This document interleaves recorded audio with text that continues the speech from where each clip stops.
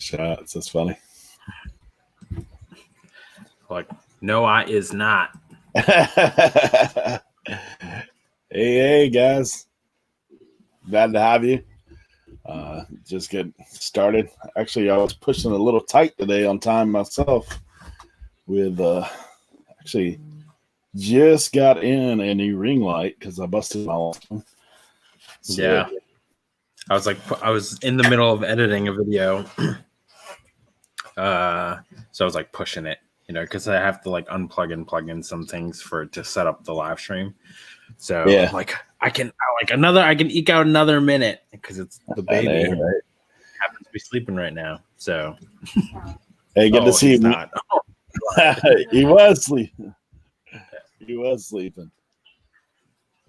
Good to see Wendy in the chat. I don't know if she's still here. She was here before I was, 7:30. Yeah. So thank you for coming. Resellers review. Thank you for being here. Yeah, I just caught the typo. We were talking about it, rapid fire. There might be a little bit of that, but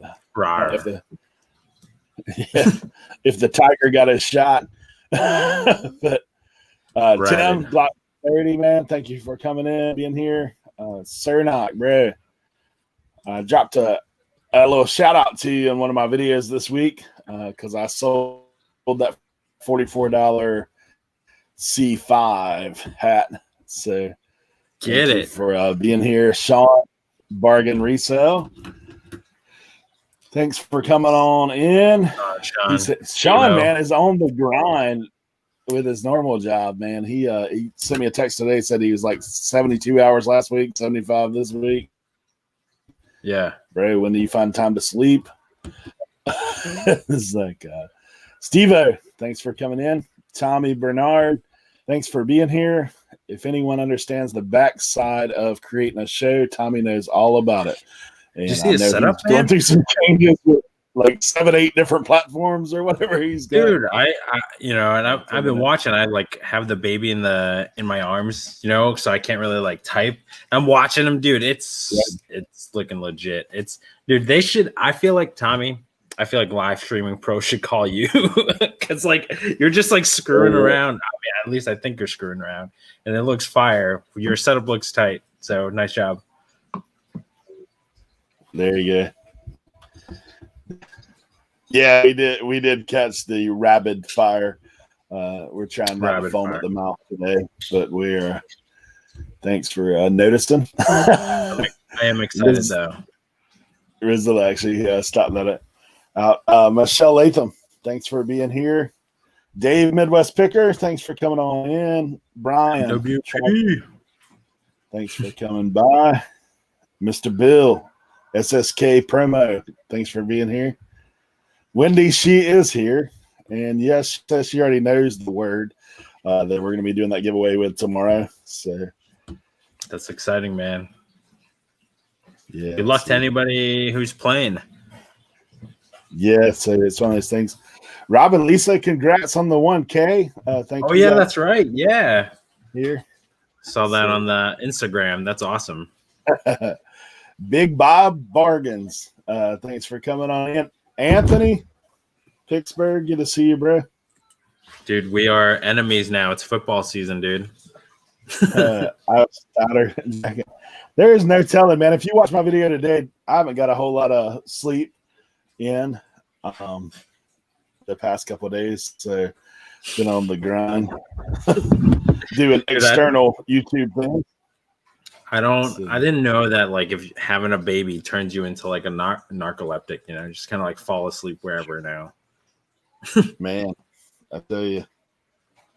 Well, hopefully I didn't send a typo on the invite. Obviously, one of those things. Let's see what we got. Miss Annie, thanks for coming on in. I know you guys are talking about the game we got going. Pittsburgh said, "Who's your team, Sam?" Patriots, man. And I was before Brady, and I will be a fan after Brady. Dude, I gotta like Cam Newton now, and that's an Auburn boy, and I'm an Alabama fan, so it's like, Man, they hey, did you see the Auburn jacket? Hey. Dude, yeah. I mean, it was legit. It was legit. I was shouting out Colton on that one. I figured he'd appreciate it. Yeah. I'm gonna send a text real quick. See what's if our guest is delayed. Guys, we did have a slight change tonight. We're gonna have 3 people instead of 4. Had some last minute things come up. So yeah, those things. Wendy's Colts fan looks like. No, San Diego, right? The Bolts. Chargers fan. Big Bob's wants that Cincy jacket. Yeah, I sent you, Bob. I sent you a thing, bro. But hopefully you win. We'll see. Fingers crossed. Jeff, that's a hardworking dude right there. I was on a show yesterday with him. Oh yeah, he was yeah, man. Dude, like works hard trying to get out 3 shows a night or 3 interviews. He's pulling some really, really interesting people, you know, the Rinzies and Daily Refinements. So definitely go give him a watch if you haven't. Like there are a lot of knowledge bombs. So it was fun talking to him. Dude's grinding, working his side hustle, plus like running 2 stores, 2 eBay stores. So that's a lot to do, man. So we were chatting up yesterday. He's helping me remember the non-baby life. He was like asking me what it was like to be a dad now. Yeah. I don't know, what was it like for you, man, when you and Regina had your first kid, right? Like what like did you feel that like cliche paradigm shift? No doubt, man. I mean, well, for one, I was a youngin' when I had a youngin'. So I was 21. So it was time to get to work. Regina's a little bit older than me. We always joke about that biblical scripture, child in the way it should go. He won't depart from you. That's kind of what we joked about. But I definitely felt the shift with just this sense of responsibility, I guess. You know, up until that point, kind of take care of yourself. Now you got to take some care of somebody else. Like you feel that daddy protective gene kick in. So. Dude, no doubt, man. You know, because it's like it's nothing when you're like just responsible for yourself. You know, getting up and making sure you're clean up, and I guess that's the tough part. You know, because it's very easy for you to like just like, man, I don't feel like it, and just like not do it. You know, which I have those moments now, but it's like harder to resist because of the kid. You're like you don't let yourself off the hook as easily, at least for me. Yeah. I mean, and then obviously the kind of shock and awe of all of it, right? Like when you first have the baby, it's like, man, this is when you take a step back and you just realize, hey, this is like a little part of me, like you know, that kind of thing. Man. That kind of weighed a little bit too. So crazy. I will say raising a kid is like working in professional sports. Your time is not your own. It is definitely somebody else's. There's no doubt. Jeff, I do thank you for the congrats on the 1K. Obviously, man, that's awesome. Thrift Raider, thanks for coming in. Husband teams is the Saints. My wife's team's the Raiders, so they were pretty stoked on the playing last guys the other day. Yeah, I'm a Dolphins fan, so for me, forever mediocrity is kind of what I think we're stuck in. Ryan Fitzpatrick looked good yesterday, man. For a 37-year-old, he was running around like a 20-something-year-old. He looked good. Yeah, that's one of the things. What's going on, Justin? Yep, Justin in. Ben Flippin' Goods. Thanks for being here, man. I think appreciate you guys coming on. Louis always dropping all these crazy, like, how do you even make that? I don't know. Dude, he's got the magic. I miss you too, Big Bob's Bargains. We might shift a little bit because I haven't heard from Erin. Yeah, it's all good. I think we got Joe in the chat. Guys, we've, like I said, running this thing. Oh, there we go. She's coming. Guys, we do have a guest in tonight. And speaking of childs and raising childs, she definitely has her hands full with a little one and one on the way, and reselling and YouTube and all the things she does. I know myself and Sam have both been a part of her show in the past, and she always looks out for our community and bringing value and the joys of motherhood and all the things that she has to bring to the table. But when I invited her on, we were squeezing her in here. She's got a little one with her. So we want to welcome in Miss Erin, Best Offer Queen. So, Erin. Hey, Erin, how are you? You got a sidekick. I do have a sidekick, but I kind of prefer that because I just broke a glass pizza sauce jar all over my kitchen floor. Oh!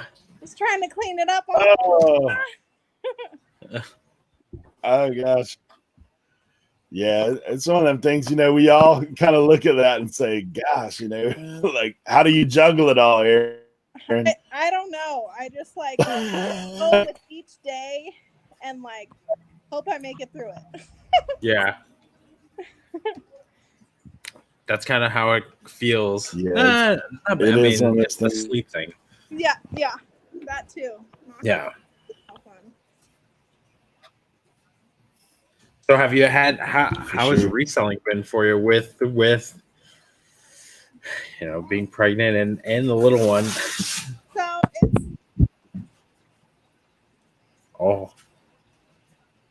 tease. I had a lot of inventory previous to being pregnant, and so I've been kind of relying on that inventory that I've had, and I've been selling the stuff that I still have on there, and recently I listed a couple lanterns and sold some lanterns same day I listed them. Wow. I got a message today that I picked out the wrong one, and I'm like, oh no. Oh no. Oh man. Yeah. I hate when that happens. Yeah. All right, so then you're like, I'm sorry, I'm pregnant. Do you use that? I don't know. Yeah. And they're cool story. I've definitely there were a couple times where I was supposed to ship out an item, Mercari gives you a few days to ship. Yeah. And sometimes I'm just lazy and I'm play the my wife is pregnant card. Yeah. And I just didn't want to go to the post office that day. Yeah. They're like, oh, that's cool, no worries. Yeah. Yeah, it's Tim was asking if it is Coleman lanterns or railroad lanterns. What kind of lanterns you working with there? So I had a couple of Coleman lanterns, and then I had an unusual one. I can't even think of the name of it. But yeah, every time I see lanterns, I always try and look them up, check them. These ones are kind of little compact fuel lanterns. I was they're interesting.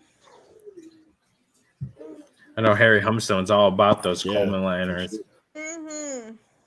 No doubt. I sent him a picture of what I found a while back, and it sold pretty quickly before the military one. Yeah. Yeah. So guys, I know we have a lot of people in the chat, and Erin, some of these people may not be subscribed to you, so I definitely want to make that happen. So in the description of this video, we actually have Erin's link. And Erin, if you could just introduce yourself just a little bit for those guys who don't know you. There's a lot of people that do. There are a few new names that I've seen in here.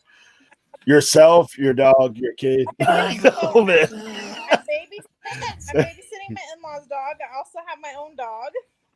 But my in-laws' dog is Sadie, and then my dog is Then I've got little Colt, my little guy, and me, Erin, Best Offer Queen. I resell on eBay, Poshmark, dabble a little bit in Mercari. I'm looking to kind of switch all of my Poshmark things to Macari because Poshmark takes a lot of work.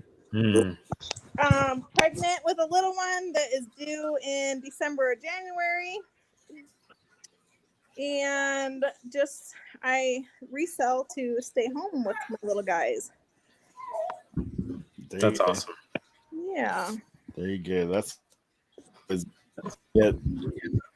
Erin's also a part-time game show host on her channel. If you're looking for some entertainment, she's usually coming up with some kind of creative game to get people involved. She's like a machine too. Just like seamless, just like clicking through. Like working the crowd. Yeah. I'm like, dang. All right. Yeah, it's pretty good. Pretty good. I enjoyed my time on there, even though I only scored a few points. It was good. That's good. So, Erin, what are some things that you've learned that have in your time reselling that maybe have helped you, maybe could help some people along the way? So my advice always to everybody when they start reselling is be organized, because I was not very organized when I first started out. And I kind of have joked with different people that have been on my show about like having like something. I sold a game underneath the bed in the guest room and telling my guests that they have to move so I can get the game from underneath their guest bed. So I always say just be organized, know where your stuff is so that you're not searching for that item that you hid under the guest bed or whatever you did. Just organization in the beginning. I don't care if you have 5 things to sell. Just start from that. Yep. Sorry. Yeah, I've definitely felt that in moving stuff in the shed. Yeah. Like having a shed now and kind of reorganizing and moving stuff out there. I'm like, where is this? What is that? Like that kind of thing. It's definitely probably something a lot of people struggle with. Yeah. For sure. So yeah, I would say. So how do you organize things? Are you like doing like a bin system, custom SKUs? Like how do you go about that? So I have a bin system. I did see a couple of options for custom SKUs, which you can actually buy like at your local like office supply store or whatever, and you can actually scan it on your phone. I want to say it's by like Touch or something like that. But that's something I would definitely like to get into in the future, just to be like, okay, scan what's in this box instead of putting it like in the custom SKU on eBay, or like Poshmark's got like a kind of hidden area where you can put it in, but like I think it'd be cool to have SKUs.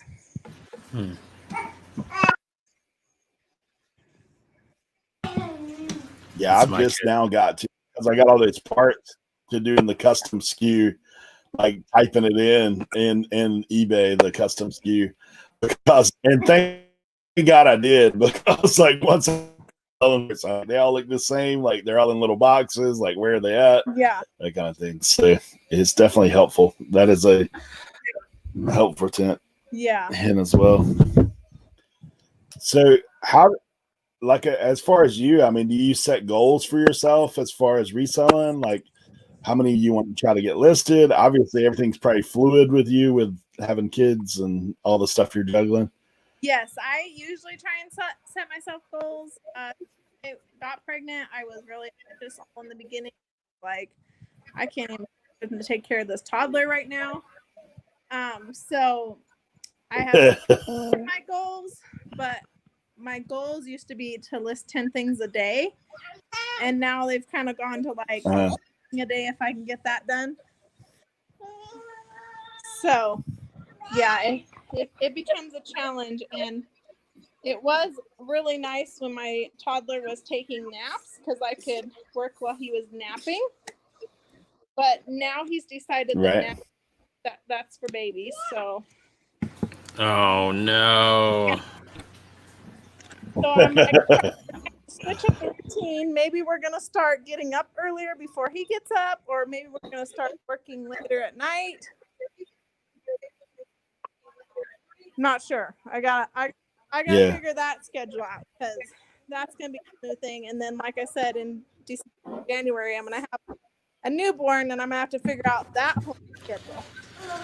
Oh, sounds fun. Yeah.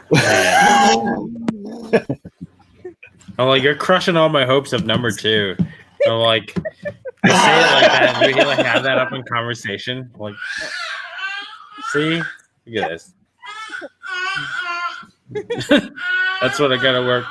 That's been like the last 48 hours. Just oh god, he's singing to you. Yeah, that is funny, man. It's funny for me because I'm on the other side of that. Our kids are 18 months apart. So, you know, initially, I mean, obviously moms, I mean, shout out to you, Erin. My wife is like superwoman. Like, I don't know how she did all that juggling and doing that. And I mean, I help out when I could, but like I was working a couple jobs and kind of trying to do the other side of providing. And man, she was just like one on the hip and one on the other hip, like kind of handling everything.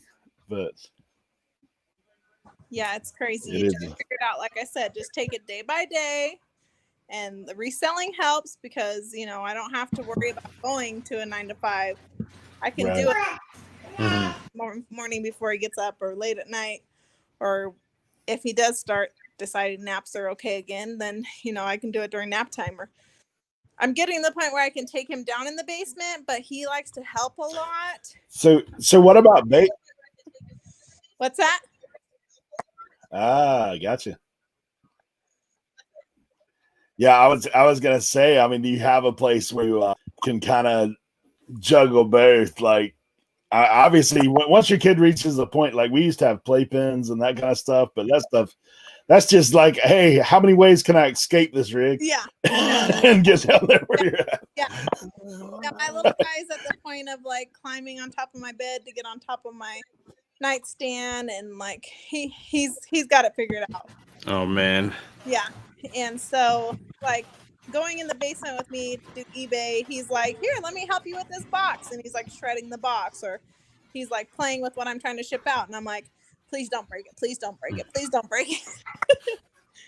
So it's a challenge to have him help me out. So you're probably sourcing a little bit more durable stuff now, less breakable, like more. Yeah. Like, let's get away from lanterns right now.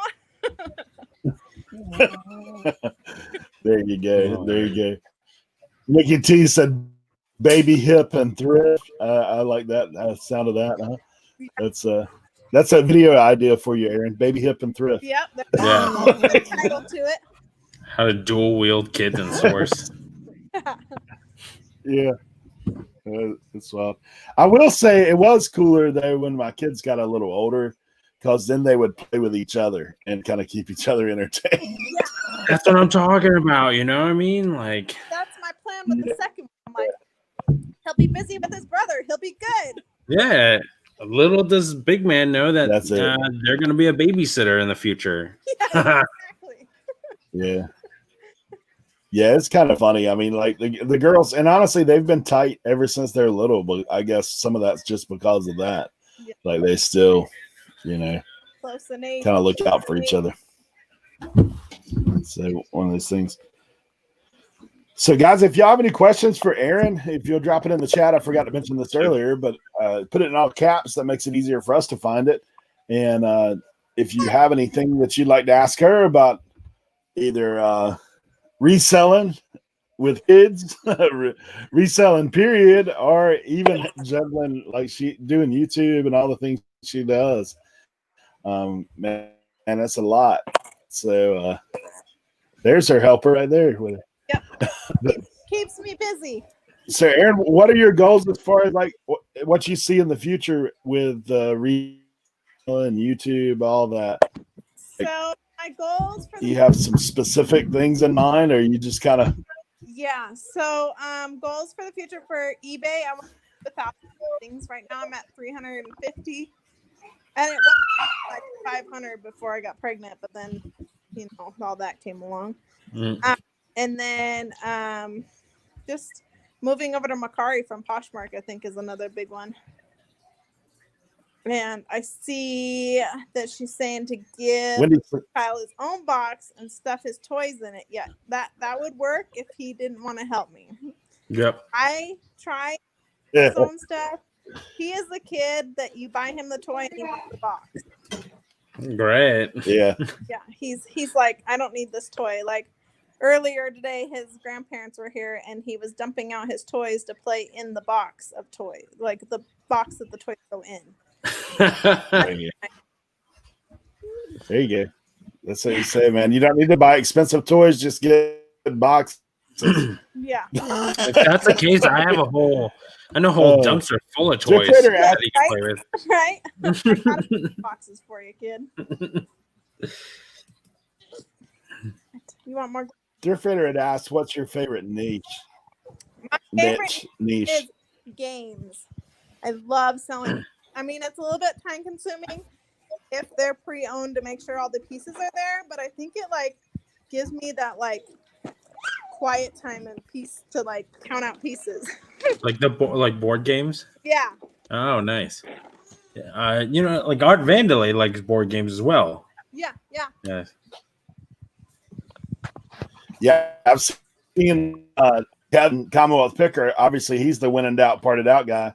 But he turned me on to selling some stuff in games. Like even if they're not complete, people buy parts. Yep. So you do some of that as well? Yep. So for sure. Big Bob asks, "What's your favorite or bread and butter?" Probably our favorite because here at the bins I can get the games pretty cheap. So like even if they're missing the pieces, like you're saying, you can part it out. And so that is always a good thing too. You know, it's surprising. Yeah. Like sometimes the pieces are worth more than like selling the whole game itself. And then I see Anthony's asking, do you like nuggets? Is Colorado going nuts right now? So we've been kind of keeping up on the Nuggets. This family is a big Bronco fans. So I know a little bit about the Nuggets, but I know a lot more about the Broncos. So it's football season. Yeah. There you go.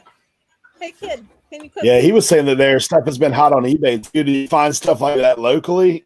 I mean, obviously, in your thrift, do you find sports apparel and all that kind of stuff? Yeah. Local teams. It's funny. I find a lot of different sports because Colorado Springs is a big military town. So, like, you know, there could be stuff from Florida or like just all over. You find all kinds of sports stuff. And it's not just like the local team. I mean, there's more of that, but you can definitely find everything else. Yeah. I know Ken's asking what type of board games, new, vintage, what do you prefer? What do you think sells better? I've never really sold a board game except for like what I've had laying around. Tips? Do you have tips? Vintage games definitely are sellers because, like they'll be like 90s games or, from the 80s or even older that our parents or us used to like to play. And you can't buy that, at Walmart or whatever anymore. So if you find a certain game, that game can sell pretty well that you find, and I mean, it's hard to say like which ones are like ones that I look for. Cause I just like basically go in, look at them, see if I think most of the, cause I don't go through like the pieces of the bins. Yeah. A lot of there, but like, if I see it and I'm like, I think this is pretty complete and, this looks like a vintage game or this game is brand new, I'm picking it up. Like, I just like to sell games. I love playing games with family. So I think that's why I really like stick with games. Yeah. I think we all kind of gravitate to stuff we like, yeah, it's one of the things that, when you know more about it, like I know for me, I was trying to score some, board games when I had that Kmart that was closing because I've yet to play this game, but everybody tells me that they have a good time playing Ticket to Ride. Have you ever played that? Yes, I love that game. That game's a lot of fun. Everybody tells me that, man, it's so expensive. Yeah. Like, it's so expensive. Yeah. Like $50-$60. I was like, gosh. Really? But actually my husband's cousin got us into that game, and then we bought it used, and we love that game. Every time we have game night, that's like the game we go to. yeah. Is there like a NCAA 14 like version of like a game, like a board game? You know what I'm talking about, like the Grail. I don't know. One that I sold recently that I was like not sure about, and my mom actually was like, that game looks like it'd be fun. Was called Witch. So like Yeah. And I was like, no way. When I looked that game up, I was like, this is a game that's worth it. And then there's like Lego games too. So like if you can get a complete Lego, oh yeah, like, that's where it's at too. But like I said, I just look at everything and anything. Like Monopoly games, not much, so much you can buy pieces, but there's a lot of people that sell the pieces. So like Monopoly games anymore, I'm like, no, I'm good. I'm passing. But yeah, just. What about Can-Tan? Yeah, I think that game can't. Is that how you say it? Can-Tan? I call it Can-Tan. I'm sure it's not how you spell it. Yeah, I think so, but I don't think that's one that I've found or sourced or so. I've seen those things for like $150 on somebody's sold. Yeah. I was like, that's insane. Yeah. Like it, but it's specific ones. Yeah. So yeah, one of those things. Yeah. Louis asked, "What's the best game you've ever sold?" I think the best game I ever sold was a Legos dinosaur game. Nice. It had like some pieces or something like that, so I'm so glad it was still in the packaging. But the box was damaged. But I sold it for like $75 or something like that. Wow, that's pretty good. That's what he was talking about, ROI. And Bob had asked about what about old operation games? Old what ones? If they have value, Oh, like Operation. Yeah, so Operation 2, like I sold like a Shrek Operation or like a Toy Story. Like if you can get like Disney Operation game or even like the old Operation games, the pieces, because everybody starts with those little heart and bone, and all that. So yeah, definitely look for the pieces for those. Yeah, I think the one game I kind of like look out for special edition versions. So like I picked up a SpongeBob Monopoly, and that sold fairly quickly. Mm-hmm. So I try and look out for that. Is there a way that you know ahead of time or like check places for how many pieces? Do you look on Amazon or something like that? I usually try to Google like how many, because a lot of the games I get don't have the instructions. So I'm like, is it supposed to have 500 cards, or is it only supposed to have 300 cards? Is there extra cards in here? Like, so you definitely have to Google pieces, because a lot of the games I get don't have the instructions on for how many pieces they're supposed to be. No, don't take it. Yeah. Hi. Sean was talking about selling a Scrabble game. I knew that. Hey. I know that turntable Scrabble. I sold one of those for like $135, but it was still sealed. Well, like Scrabble, yeah, those are good for sure. Yeah, I had an old one that was used, and I think it was missing pieces, and I sold it for like $40 or $50 too. Yeah, you can sell just a board for like $40, $35, $40 on that big one. Yeah, for sure. So that's cool. That is cool. Yeah, I just got a text that I'm breaking up when I'm talking. Are you guys hearing that on your end? I was hearing it, but I thought it was maybe my end. Yeah, it's okay. It's a little choppy. Gotcha. Oh. Hey, I'm gonna run my my cord real quick. Good. So I know now you gotta figure out how to manage another baby schedule once it comes on. But like, what are your do you have any other goals for your reselling business? Yeah, like I was saying, I want to get to 1,000 move all from Poshmark to Mercari, and then just try to figure out the boys' schedules here so that I can get back on track. I was like part-time reselling, Mm-hmm. and I want to do maybe a little bit more than part-time, but we'll see how that goes with, newborn and a toddler trying to help me out with everything. Nice. Oh man, there's your little helper. What's he munching on? He's got gold. Dude, I'm envious. What's up, big guy? What's his name? Colt. Colt. What's going on, Colt? Hello. I heard you were helping today. Yeah. Yeah, he's very helpful and he loves talking on the phone. So that's why he's trying to get into this conversation here. Yeah. You excited to be a big brother? I don't know if he might figure that out yet. I mean, is he like comprehending it? Yeah, he'll point to my belly and say brother, but I don't think he quite. Like he's supposed to be the brother. Yeah, he's like, yeah, brother. All right. That's cool though. Yeah, I crack up because I'm like, I don't think you quite know, but you'll find out soon. And I think at first he's gonna be like all loving and like. Then I think once he realizes like brother's not leaving, that he's permanent, I'd be like, I don't like this. Yeah. So actually, we got a question here. What has been your biggest reselling mistake?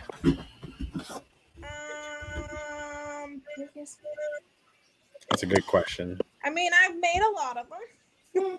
I've had my fair share. I definitely like to tip out to the wrong people, and not send it to the right one. Well, I don't like to, but it happens. Especially right now when I'm tired and trying to have the toddler help me. Sometimes the stickers get put on the wrong boxes. I was writing on them on which ones they were going to, and I did not do this last time. So I think that's my lantern went to the wrong person. But it just happens, and I try and do what I can to make it right. Refund that person if I don't get it back from the other person that I shipped it to, or whatever happens. I try and make it right. Yeah, I mean, sometimes we talk about mistakes. I like to think of them as lessons, and I think the important thing is the recovery part. Yeah. Right. Like you screw up, whatever, but it's like kind of what you do afterwards. So. Yeah. But yeah, I think it sounds like Hopefully my audio. What's that? We hear you. I was gonna say, sounds like the takeaway is to make sure you stick to your systems. Yeah. I just try and think of like, what would I want somebody to do for me? Like. Yeah. No, I mean, like before you even you even got to the point where, you have to even fix the error. It was like one of the times where, something kind of went different in your systems and, you didn't follow your protocol. And then, it was a simple screw up. It happens to me too. Yeah. Especially with the baby and stuff. Yeah. It can get a little crazy. We hear you though, Eric. I hear you at least. I got you. Yeah, I hear. Well, guys, like I said, if you have any more final questions, we're not going to keep Erin very long because I know she's got her hands full and got stuff going on later on. Got some family coming in. So we do appreciate you, Erin, for being on the show. I know you've had us both and hosted us, and obviously we appreciate that. And appreciate you being a part of this community. Erin does have great value, like most of us. She's got some tips that you may not know, but check out her videos. Get on there. If you're not subbed, make sure you get subbed. Yeah. And we'll drop the link one more time here. Go ahead. We appreciate you for coming on, Erin. You got any final tips, hints, suggestions, anything before you get out of here?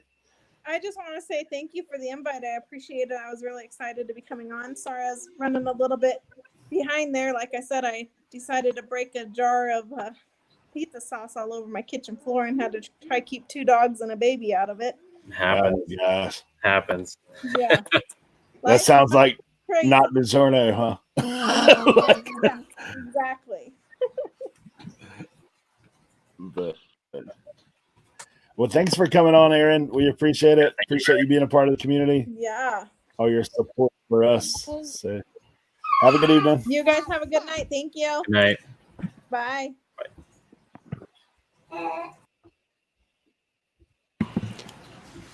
I don't know if it cut out on me. So obviously we thank Erin for being in. Yep. Sam, I'm gonna let you introduce this next one, and I'm gonna run one more time and see if I can't straighten out this internet real quick.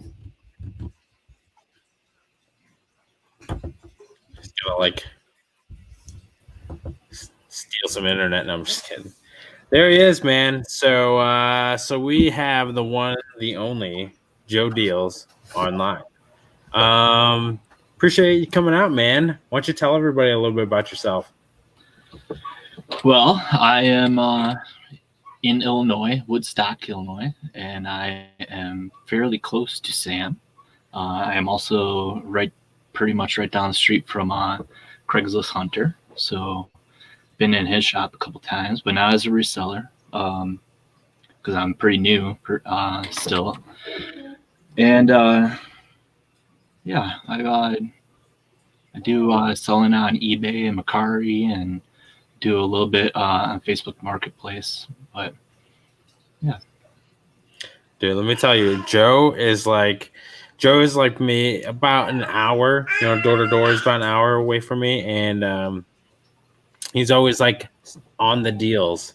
He's like lives up to his name. He's always like sending me stuff, where to, all the haul. I said it to somebody the other day, the haul like right next to me. It's from him like saying, "Hey dude, did you see this posted online?" No. Like, oh, you might want to check it out. I'm like, okay. So, and I know the times that we've like kind of linked up in, to go sourcing and stuff. It's been fun. So what kind of like pushed you into reselling? Well, they're not always perfect, like you saw with the tape today, right? Yeah.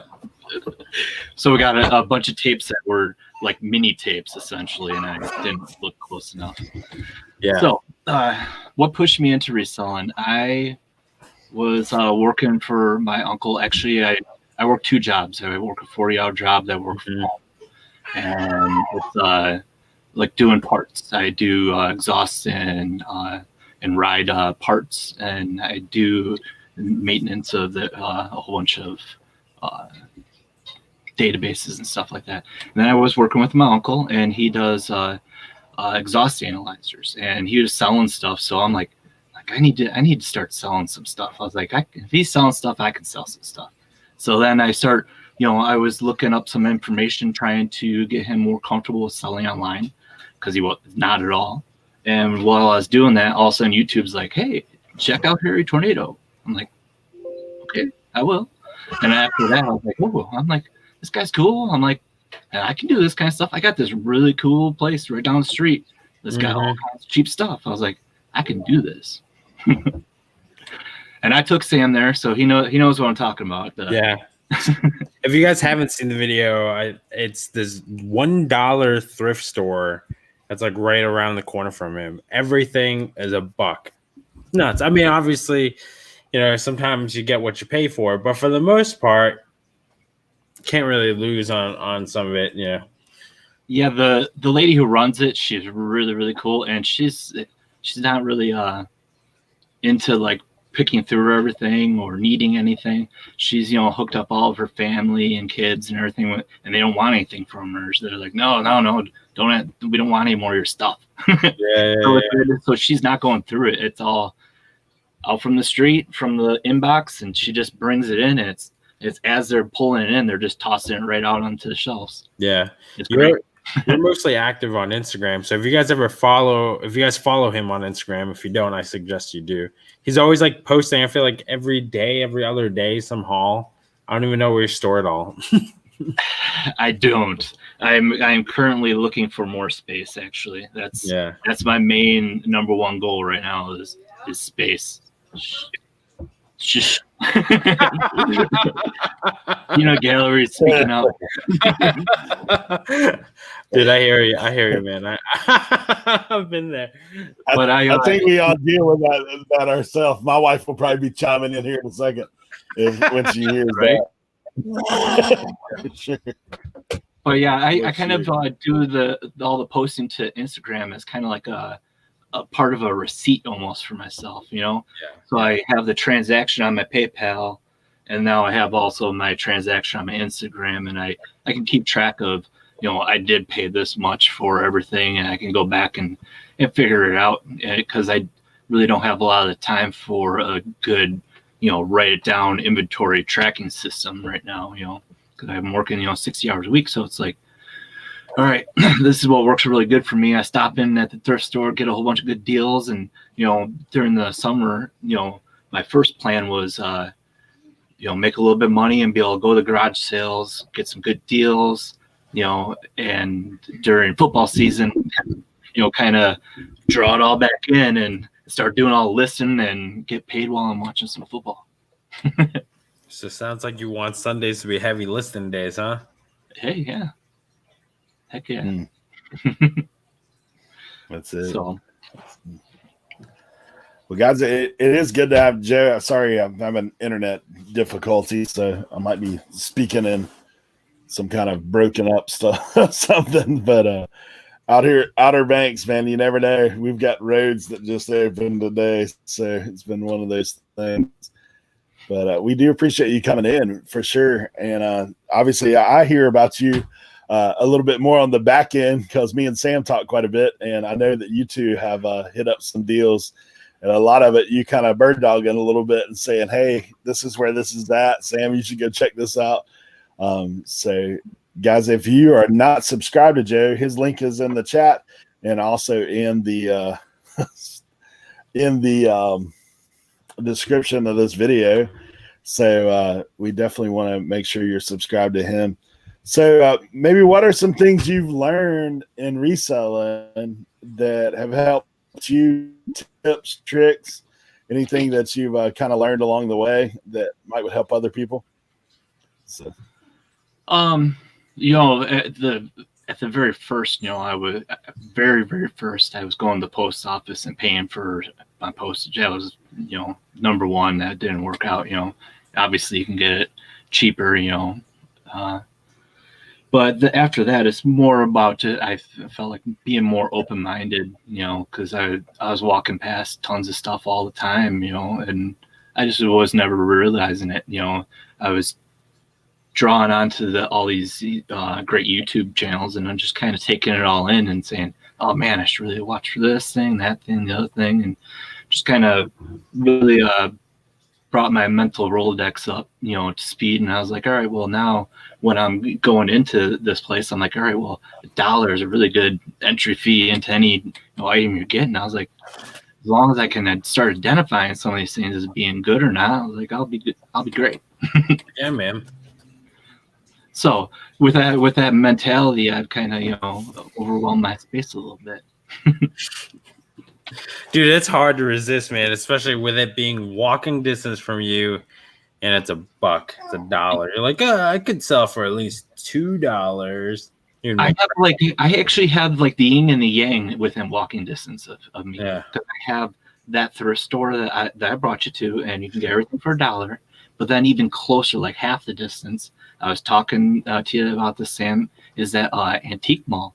It's I drove past it today. I saw a sign for it finally.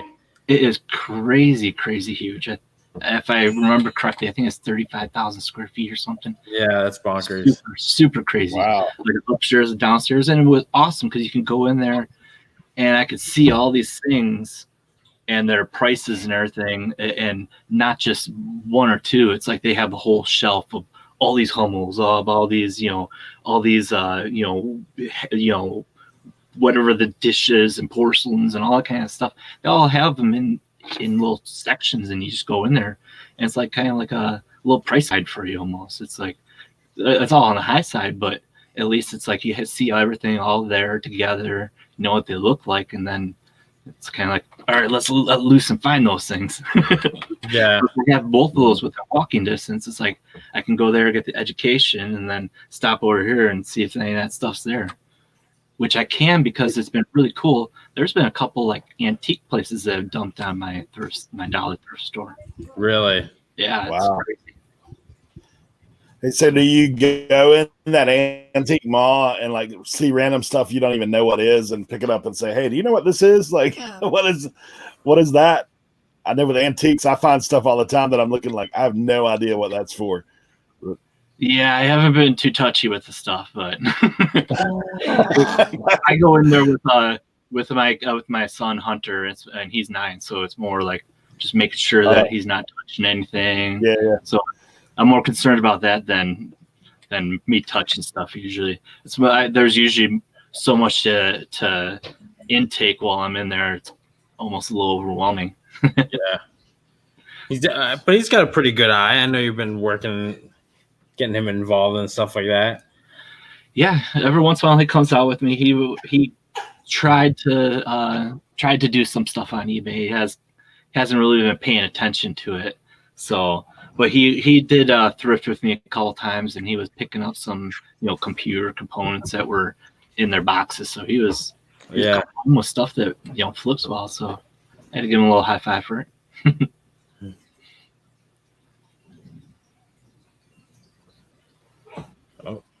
I'm trying to fix my it's still not right. What's that, your internet? Yeah, I don't know what's going on with it. I'm going to try to do something different. But you can continue on. Dude, if the SWAT team knocks down your door because you're hacking into the Pentagon and get some good Wi-Fi, yeah, webs like I really imagine your views like bumping up like big time. Just saying. Yeah, I got the CIA watching now. Like, I don't know what's going on. So Brian wants to know what kind of items at the dollar thrift store. They restock a lot. It's crazy. It's everything. It's everything and anything. It's some days it's video games, some days it's Coleman stove, sometimes it's coats, sometimes it's shirts, shoes, furniture. All kinds of stuff. I saw a Persian rug missed out on. We were like on our way. We had driven past. I was literally gone for 5 minutes. We met up with Joe. They sold it.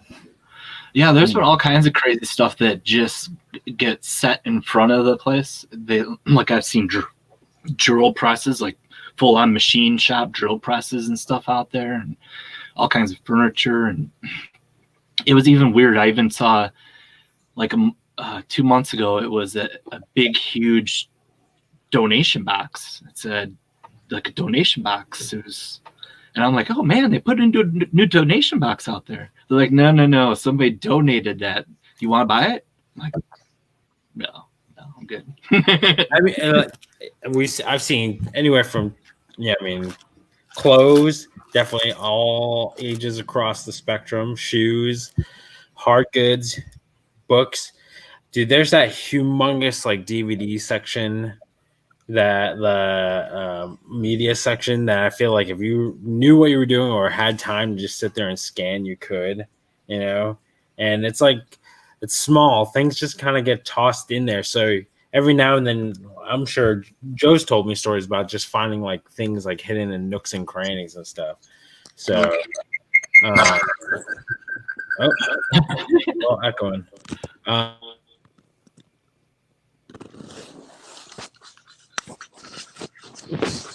That's crazy.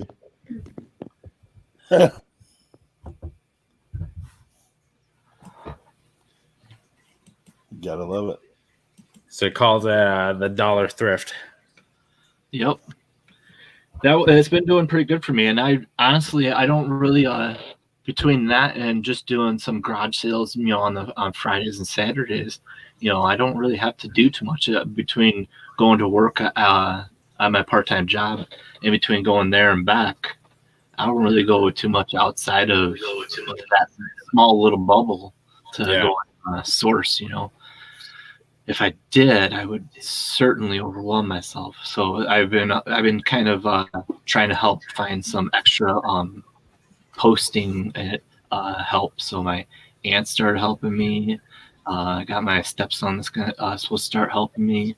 My wife's supposed to start helping me, and just kind of hopefully building up a little army to bring in the Q4. Yeah. My wife tries to help me with packing when she can. At least like she'll like print off the labels for me and stuff. She likes the packing part, but it gets hard, because like she's got the baby in front of her. She's like small as it is, so she's trying to look over. Do it with a sling. Yeah. Some of it off your hand. I think she's trying to sell all my stuff on here right now. What's that? I think Peanut Gallery is trying to sell everything right now. On right there? I'm taking bids on the whole lot. I think she was just saying. Dude, I mean, if you resold it for $1 a piece, you think you would get your money back? Wait, what? If you resold all of your stuff for $1 a piece, you think you would just get your money back? No, probably a bit more because I've got a whole bunch of stuff for free, and even the deals I made for more than $1 are really strongly negated from all the free stuff and the $1 stuff and just bundling stuff up and getting it cheap. So no, I probably still make money. I feel ya. So there you go. So you can reassure your wife, you still make money if you sell everything even for $1. Yeah, because you know what I did when I started? When I started, it was the end of this February. That was when I made my first sale. Was on February 25th. And what I've done is since I started making those sales, I've only invested I think it was like $150 before that, and all the stuff that I had, between shipping supplies and a couple Goodwill runs and stuff like that. And then after that, I only took money out of the PayPal, and that's it. So essentially, that was my initial investment, and everything else has grown off of that. So it's grown off that investment. So now I have all this inventory, and now I got, earlier I had about almost 490 things posted. Yeah. And I've taken a whole bunch of stuff down that I wanted to get rid of out of there, and that I wanted to, gang up like some of those tapes and stuff. I was like, all right, well, I'm gonna gang these up into bigger lots and stuff like that. Yeah, I took a whole bunch of stuff down, and now I'm about at 450 between, taking some stuff down and selling a bunch of stuff. So now I'm just trying to get more of the stuff posted. That's my goal now, is just told post on Drive. Yeah, you like hanging in like that 450, 500 range? You know what? I actually last month I had to reassess where I was at. I had the regular store subscription, and everything was getting 15 cents on the relisting. And once I calculated up all the relisting fees I was getting, I was like, well, I might as well just bump up the store. Yeah. Because I was like, well, I get more for these free listings and all this other good stuff. So I just bumped it up and figured, based off what I was spending already to relist all the things, it was worth it. So that's what I did. And it's not really about where I was comfortable at. It's where my space is comfortable at. Like right now, my storage space where I put all my stuff that I post is kind of packed. So that's why I'm like, number one, I'm like, all right, now I need to find more space, whether it's, where I'm living, or if because I rent where I'm living, or if it's, just getting a storage place where I have one that's further away from me. So I'm either going to upgrade that or, find a different place that can handle all that. So that's where I'm at. Yeah. There you go. 450, 500, I guess, is where my storage space tells me I'm comfortable at. But all the stuff behind me says post more. Yeah, list more. And this kind of segues into like our like last question. You were talking about more space. What are you kind of thinking besides building your army? I actually have a local card guy around here. and he's looking to get a different space. The town was giving him a hard time, saying if you want to have more than 2 people in here, you have to take a whole bunch of your stuff out. And then if he takes the stuff out, then there's not as much reason to bring people in there. Right. He's doing all sports cards, so he's like, no, he's like, I'm out. He's like, so he's packing up all his stuff out of there, and he sold a whole bunch of cards for me. I got a big old binder of cards from my cousin, and I dropped them off to him, and he's gonna resell them. And what he does is he just inventories every single page of them right when you get them, sends me pictures of all of them, and then he just keeps track of it and takes 10%. I was like, that's cheaper than eBay or Mercari. I'm like, heck yeah. Like, he may be selling it a little bit, maybe not the premium that you might be able to try and get, but he's moving them fast, and he's sold about $270 worth of the cards for me, on that binder card of basketball cards. So we're gonna meet up, and he's looking for a new place. So he's talking about, showing me the places he's looking at, and maybe I can get down on that. Maybe I get down a storage unit. I'm not really sure yet, but It's exploration time. We have to figure that out. I feel you, man.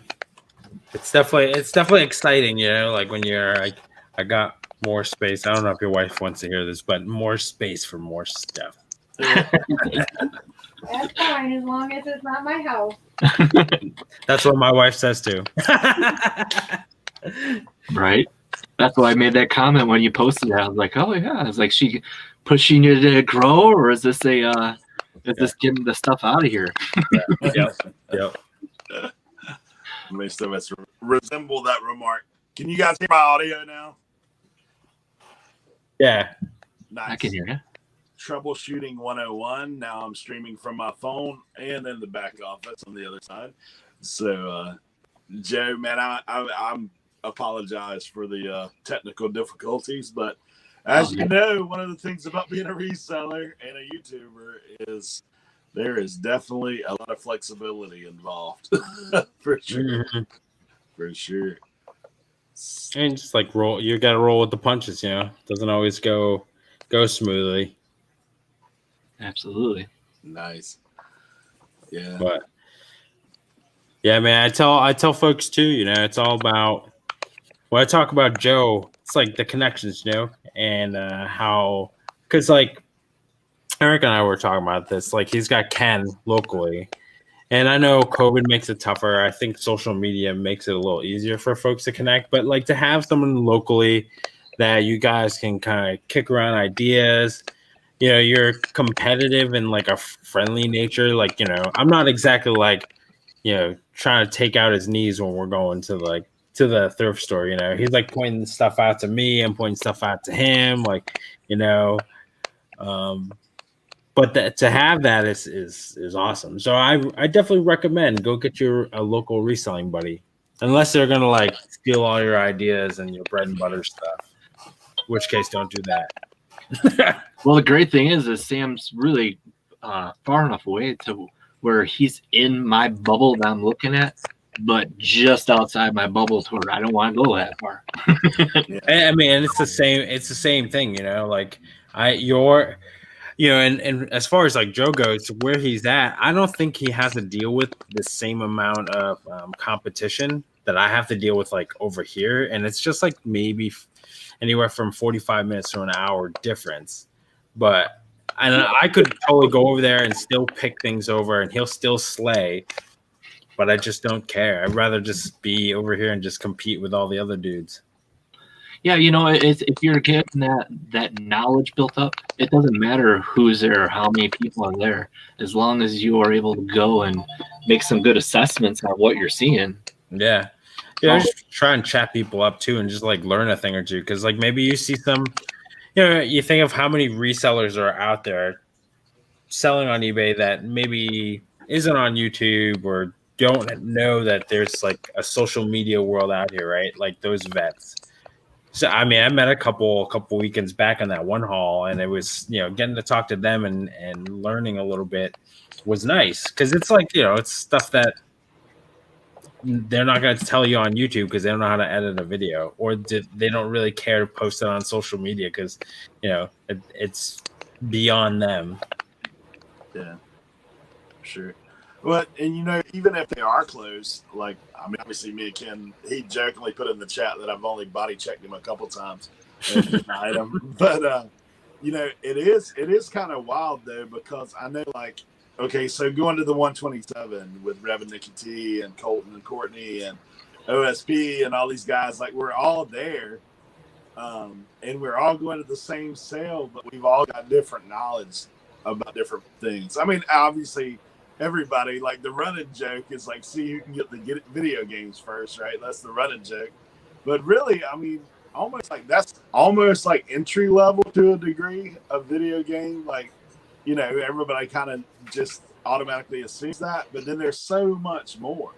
Like, Chris, OSP, man, old school picker, he picked up those lake maps. He's like, man, have you ever seen these? These things are, dude, I didn't even have a clue what a lake map was. Like, I'm looking at it saying, what? And then he turns around and sells the things for like $50 a pop. Like wiffle ball bats or whatever. Yeah, wiffle ball bats. Those guys are telling me, like, Rev knows about Hot Wheels. Like, they're talking about Redline Hot Wheels. I'll just give you a little self-admission. I still have no clue what a Redline Hot Wheel is. Is there a line on the wheel, on the car, on the underneath? I don't know. But he knows. And he was looking them up. I know a little bit about toys and stuff. So for me, I could find that, vintage electronics, like some things like that. But we all know how to use our app. But, for us going to some of those sales, and there's 4 resellers there, we all leave with stuff that has value.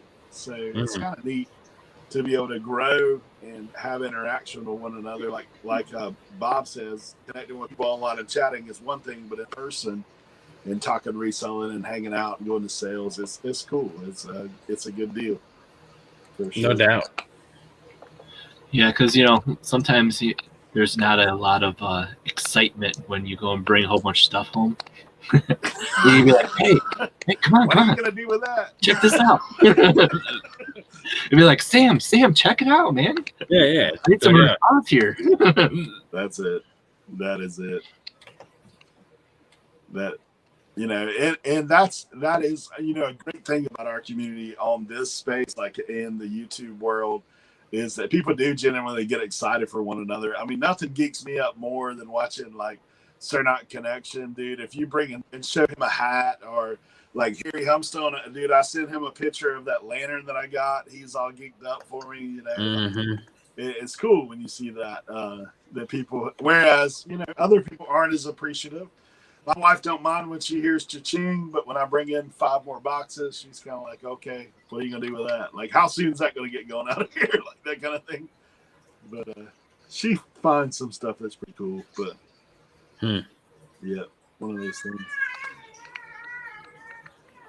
Yes, you got some, so you have any bear stuff in that starter haul or what? Any what? Chicago Bears stuff? No, man. No Bears. Actually, the only professional teams that are in there at all is the Charlotte Hornets, and there's a couple jackets, Panthers, and the Lakers.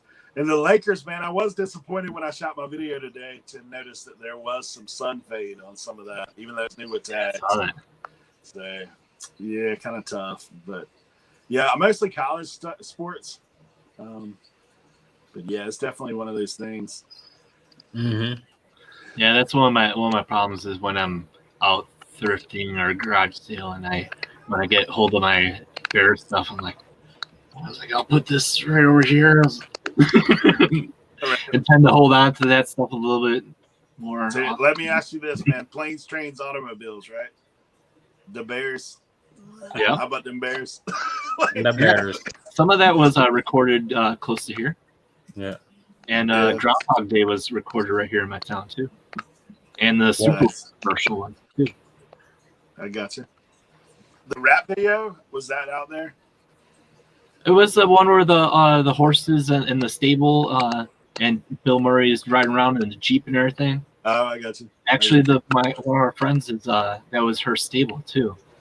Helped her set up her Facebook presence for that. Yeah, I will say back in the day, man, the Bears team was pretty intimidating back in the day for sure. I was a young dude, but I remember the old Mike. I got this one for you, Sam. The fridge. Yep, I saw that on Instagram. Oh, wow. You guys whooped us anyways. That is awesome. That's all the Patriot stuff I have though. Dude, I got a Tom Brady embroidered jersey. You know, of course I get it like the year he's like out. I'm like, great, that's okay. Well, if you get a Tampa jersey and go and roll it out in the grass, then you can be like, hey, this thing's authentic game worn. Dude. Oh, you know what, Sam? This is really funny. This is a funny one. The first thing I sold was a PS3 stand. It was new in box and everything. Right after that, the next thing I sold was actually a New England Patriots commemorative game ball for one of the Super Bowls. I don't know exactly which year it is off the top of my head, but it just so happened that when I got it, it was deflated, and I couldn't get it to pump back up, so it was a deflated commemorative ball, and it sold really well.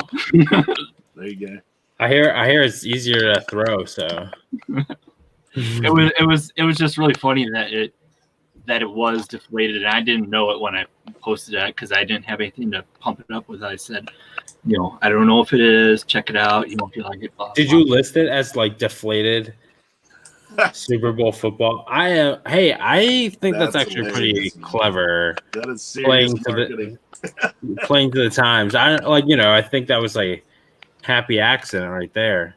Yeah, you know, I was hoping that it would pump up and everything. I just didn't have a pump, and so somebody asked me, you know, can you pump it up? So I, went to my neighbor and borrowed their pump and pumped it up. I was like, oh, crap, it doesn't pump up. I'm like, it's deflated. I was like, that's the way I described it in my listing. But then it was like, all right, we're all good. I was like, what do you think? It's deflated Super Bowl ball.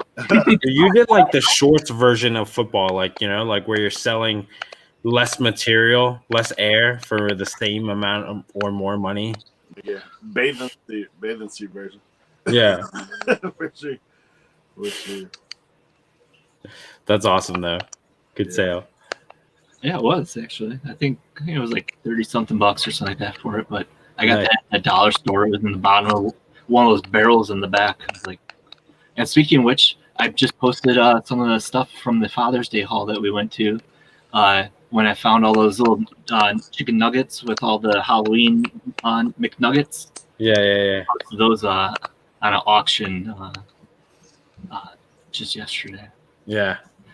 Figured it was Halloween time. It would be a perfect time to put them out there. Yeah, I got some costumes I need to put up. And I got a whole bunch of those too. My thrift place has like 3 bins and a whole freaking rack of costumes and everything. And that's why I found one of those camo Green Bay Packers jerseys in there. Dude, I thought about going in today. My wife gave me the side eye. I'm like, okay, I guess I'll keep driving back. I was wondering if you went. Did you convince her to go to that garage sale right down the street? No. We had to go home. Like I said, we were trying to meet. I had to meet a customer and all that stuff too today. So nice. Joe, do you have anything coming up next couple of days? Like you obviously probably doing some sourcing tomorrow. Oh, you know what? I do have something coming up. I think I'm going to try and record this. Even though I don't do it, I don't have anything on YouTube. I do have, my Instagram. But here, I found this at a garage sale. This is what it says. Oh, yes. You're showing me that. Super 8, Marilyn Monroe. That's it. Oh, wow. Huh. I was like, I don't know what it is.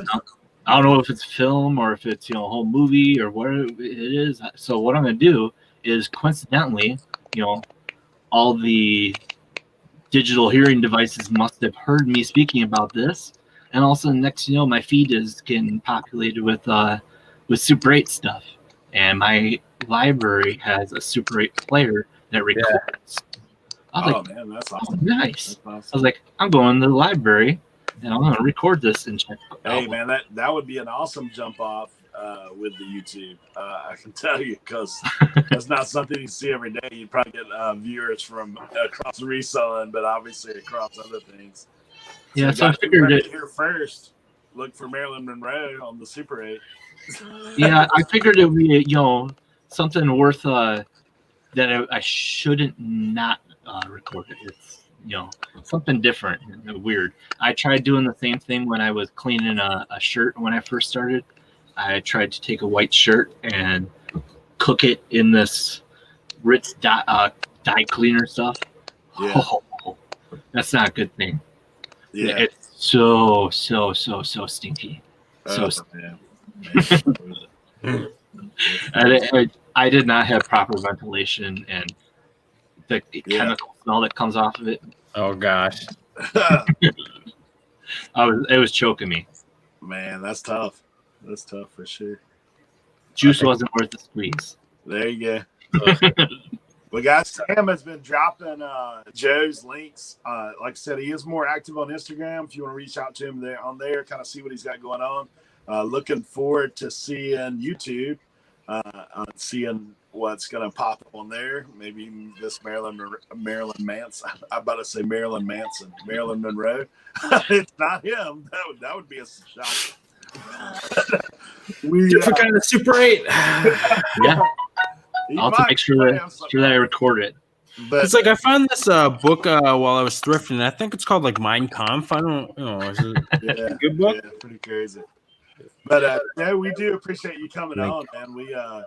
We thank you for coming by. Yeah. People are asking about that. Thank you for being a part of our community. And obviously, man, I know that you are a big supporter of us, and Sam and you guys go a little bit back in the reselling community. I have had a video. You've been on YouTube with him. Yes, this will be technically the third time, because I went on Sam's live stream, and that's when I hooked up my camera up here. And I was like, all right, I'm hooked up. I can do this. Yeah.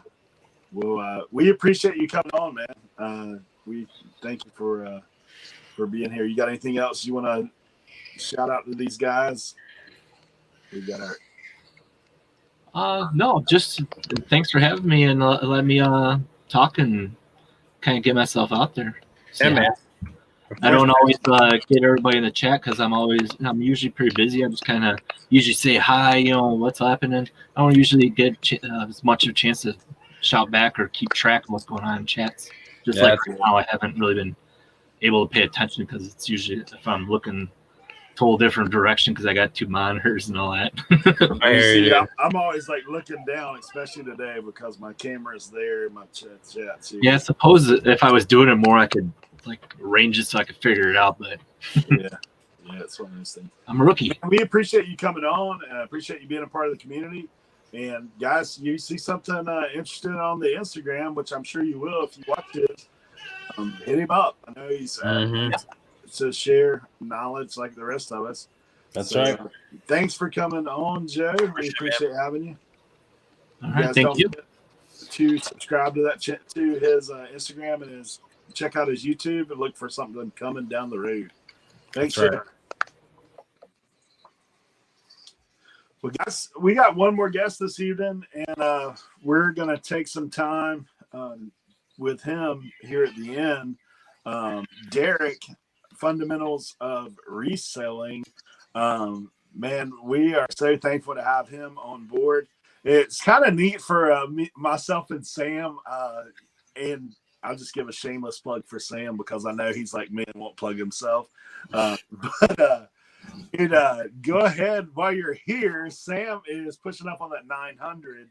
And if you're here and you're not subscribed to him, his link is in the chat in the bottom. If one of you guys are here, maybe Sean, one of you guys drop his channel link in the chat if you would. Sam obviously bails me out, as you've seen tonight on numerous occasions. And, we both kind of bounce ideas off each other about who's coming on, and we kind of get different guests and hang out in the community in different ways and have something different to bring to the table. But Sam has helped me out a ton in my reselling. He's a large part of why I hit that 1K. for sure is because of hanging out with him and, us bouncing YouTube ideas off each other and reselling and all that. So now that I got you blushing, Sam, we'll go ahead and bring in our guest, Derrick. Yeah. Derrick, man, we are thankful to have you with us this evening. I just came across his stuff recently. Saw him kind of popping into our community, and I've been watching a little bit of his journey so far. So, Derrick, man, thanks for coming on. Thank you for having me, man. It's fun. I love this stuff. Yeah, we appreciate you, Derrick. So how y'all doing tonight? Good, brother. How are you, man? Just popping in and out of lives. We got a lot of lives tonight. So I was like, man, let me just pop in and out, show my support to people. And Eric reached out to me a couple weeks ago and asked me if I wanted to be a part of this. I was like, come on, man. You already know. Yeah, now I know you and Regina got your own thing going. Yeah. Weekly night. You want to talk about that a little bit? Yeah, me and Regina, we have a live.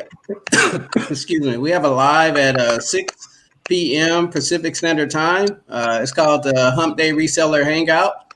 Like I said, it's on Wednesdays. Me and Regina met on here just as I'm meeting everybody else, and we had a good connection, and I just felt like, hey, let's dive in and do it. We're both new to the reseller community online. We've both been selling behind the scenes for a while, and like I said, we just said, let's do it. Let's just dive in, and it's been going pretty good. It's getting better and better each week. I mean, that's the cool part, man. Sitting back and being a part, being in the reseller community and seeing people link up and kind of trying out their own thing and starting their own little show and their little side gig and try and grow their channel. So it's been nice seeing the connections that's been forming. Right. It's amazing. The reseller community is like no other that I've been involved with. For the most part, 98% of it, 98% supportive. And then, we all just want each other to succeed. And that's our big things. And that's what me and Regina like to push off is that positive energy. We're all here to support each other, and we all here to learn from each other. So I'm just juiced. That's all. I love what I do, and hopefully that comes out as we talk. But I love what I do. I wouldn't change it for anything else. And it's a passion. It's a thrill. Dude, definitely feel it, man. So what and where do you like to sell? I sell on eBay only. I also do, Facebook Marketplace deals. Those are more so for the larger items that I sell. Yeah. I do a lot of auction buys, so I'll get some furniture. I buy whole furniture sets. I'll buy, exercise equipment. Mm-hmm. And I sell that on Facebook Marketplace, but most of my stuff is on eBay, and I say 60 to 70% of my store is toys. You got vintage toys, classic toys, and models. I love model planes, trains, automobiles, boats. Man, I was gonna make a video. I was gonna make a video yesterday. I scored massively. Really? I got so much good stuff. I just wanted to grab the stuff and run because I felt like I was robbing them.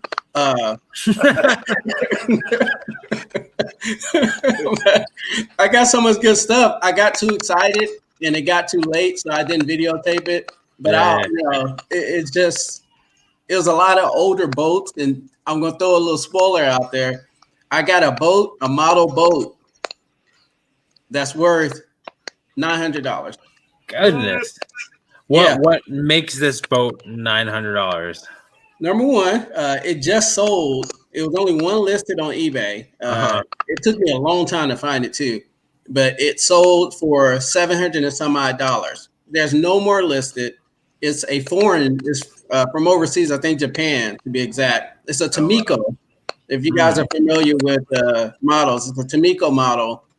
It is massive, and I saw it.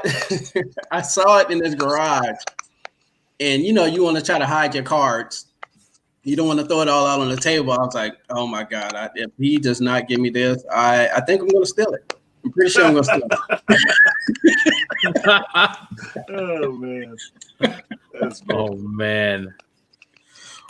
But yeah, that's what I do. I sell on eBay. I sell a little bit of everything, but primarily my store is toys and model everything. Hey, so have you watched some of these other toy sellers on here, like Jimmy, Uncle B?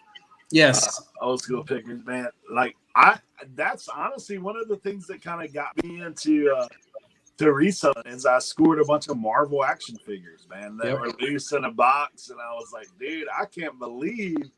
Like, my dad was up hanging out with me a couple months back, and we're moving stuff in the shed and all that stuff. And he's like, what about these things? He said, these things are worth money. And I pulled up one. I was like, yeah, this thing just sold for $40.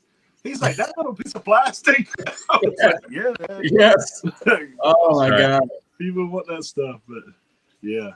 It's amazing. The nostalgia of toys. It just, we grew up real poor. My mom, single mom, she used to work, 16, 17 hours, like nonstop. So it was me and my brother home all the time. But one thing my mom always did, she always made sure we had toys. Yeah. We'll get the old JCPenney's, Macy's book. I don't know if y'all remember that book. It was like, yeah. Yeah. Everything, right? For Christmas, everything. So we'll have to make a list and like go through and circle stuff, and she'll get us, a couple things out of it. So we just had a collection of toys, and it's a flashback to good times and bad times, but also a flashback to sacrifice, because I felt like my mom sacrificed a lot to make sure we had a lot. So it's just memory lane. Yeah, that's it, man. It is. That's cool, man. You just took me way back, bro. There's penny catalogs and stuff, man. The old Sears catalog. You get that toy edition come down, man. It'd be about that fat, look like a phone book. Yes, that thing was like a phone book. Do you find that, like, because of that background, not having much, like, you have a hard time letting stuff go? Or is it like, cool, I get to hang on to it for a little while, enjoy it, and then get rid of it? Oh, absolutely not. No, I love money more than anything. Yeah. So, no, I sell the hell out of those. I really. I really don't. If you run off on something really cool, do you price it a little higher just to like? Oh yeah, hey, yeah. I'm gonna let it go, but I'm gonna make sure that someone pays before I let it go. Yeah, I'm aggressive pricer. I will price. I see what people are listening for. I'm like, all right, cool. I'm gonna lift my $20 more. Like I'm really aggressive on my price, and it works. It sells. Yeah, it sells. I sell crazy. Yeah, that's the thing, man. I've shifted my my thought process on pricing as well. Like I used to be, okay, I'm gonna be middle of the road guy, like just not the cheapest, not the most expensive. But because I send watchers offers all the time, so I'm like, dude, I need to price up. So then if I send them an offer, like I'm basically where I want to be anyway. Yes, right. So that's the thing that I've noticed too. And then sometimes they end up in buying it before you send the offer for sure. But yeah, that's the thing with toys. Like toys market, it really doesn't go up and down. Honestly, it kind of stays steady unless there's a Marvel or something like that, and then a movie comes out, and then the price shoots up a little bit. But if someone wants a toy, they're gonna buy it. It really doesn't matter. Yeah. If they want it, they're gonna buy it. Yeah, and I will say, like, I had a Black Panther figure sitting in my store forever, and then once the actor passed away, like I think it happened within an hour of the first headline. Someone picked it up. I was like, that was quick. Jeez. Yeah. Yep. And you hate capitalizing on stuff like that, but it's the way of the world. Like I honestly went out and I bought there's a bunch of Black Panther toys that was on clearance at Target. And I went and bought all of them, and I sold all of them. Dude, I didn't even capitalize. It was already on my store. I should have priced higher. Had I known he was gonna, no, I'm just kidding. Yeah, it's one of the things. I sold some Kobe's like 2 weeks after, man. Like, yeah, I was like, yeah. I ran up on those things. I was like, man, Kobe shoes like jumped way up. Mm-hmm. Definitely one of those things. I mean, but it's part of it. Like, it's not like, it's kind of the way of the world, man. Everybody's selling that stuff, taking advantage of when you can. Like, if it's going to sell for more, if somebody's willing to pay it, then it's kind of one of those things. Exactly. Look at that as well. So, how long exactly have you been reselling, like eBay and that kind of stuff? I started reselling like just loosely in like 2000 and things like 2003. But going full in, like I knew I could make a bunch of money off of this. Probably about 5-6 years ago. I got you. I got you. Yeah, man. So you're obviously a little longer in this thing, and I've only been doing it a little over a year, reselling online. I've done all kinds of hustle stuff in the past. Like, I've sold from childhood, selling baseball cards and comic books at school. But I know a lot of us. So what are some things you've learned along the way that you might could pass on to some of us newer resellers in the chat? Or maybe, I know myself, I learn something new all the time, even no matter how long I've been doing it. Mm-hmm. That's the thing about it. With this community, you learn every single day, and if you're not learning, you're not trying to. Because there's always something to learn. Always. I guess a couple of things. Number one, and we say it all the time on our show, and Regina always says it at the end of the show. Understand it's your model, it's your business. Don't try to model your store or what you do off of anyone else. You have your own unique set of circumstances that either allows you to go out shopping and or source different ways. So don't get upset when your sales aren't as great as somebody else's, or you're not selling as often as someone else, or you can't do that to yourself, or you'll never survive. So that's one big thing I would say. Just stay within your realm and in your comfort, and just go for it. Don't base it off of anyone else. I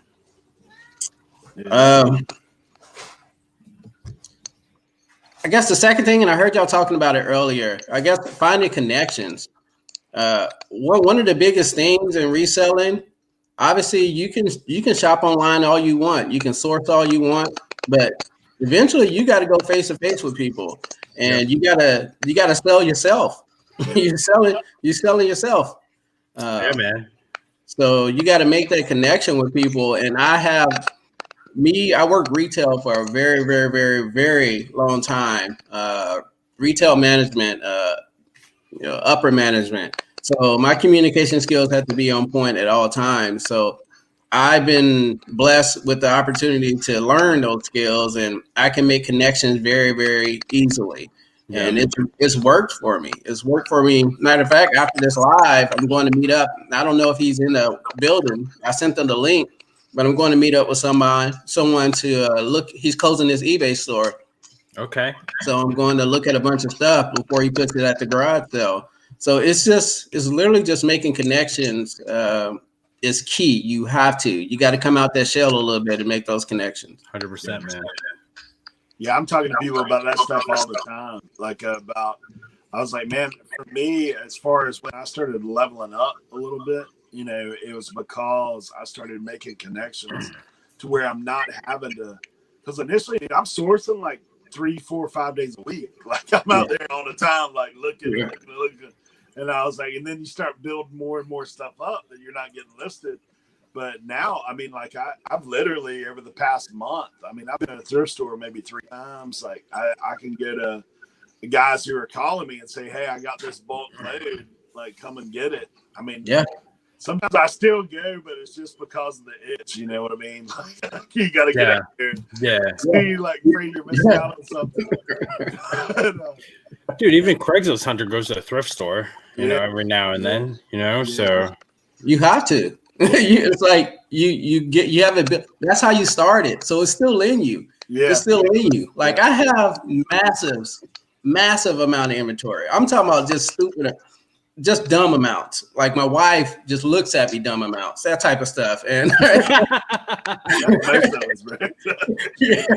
we all know that. Yeah. Don't act like y'all don't know it. Y'all know that. Oh look. no, I know it, man. I don't know if you saw. I've got a 14 by 24 shed in the backyard, and we are. Yeah. We're touching. Yeah. We're touching. Yeah, that's the funny thing. We joke about, like, Eric and I are expanding our businesses not because it's the right thing to do. It's because we don't want to get divorced. We had to find some storage, bro. I have a side. I have a huge storage on the side as well. And this will happen. We were looking for a house. We bought a house out here, and we have some stuff in storage. So once we moved it out, I was like, you know what? We just gonna go on and keep that. Because I got some stuff. I want to fill it up. And it was a big storage too. Yeah. So she's like, yeah, you paying that bill too. I was like, okay, no, I'll pay it. It's fine. It's fine.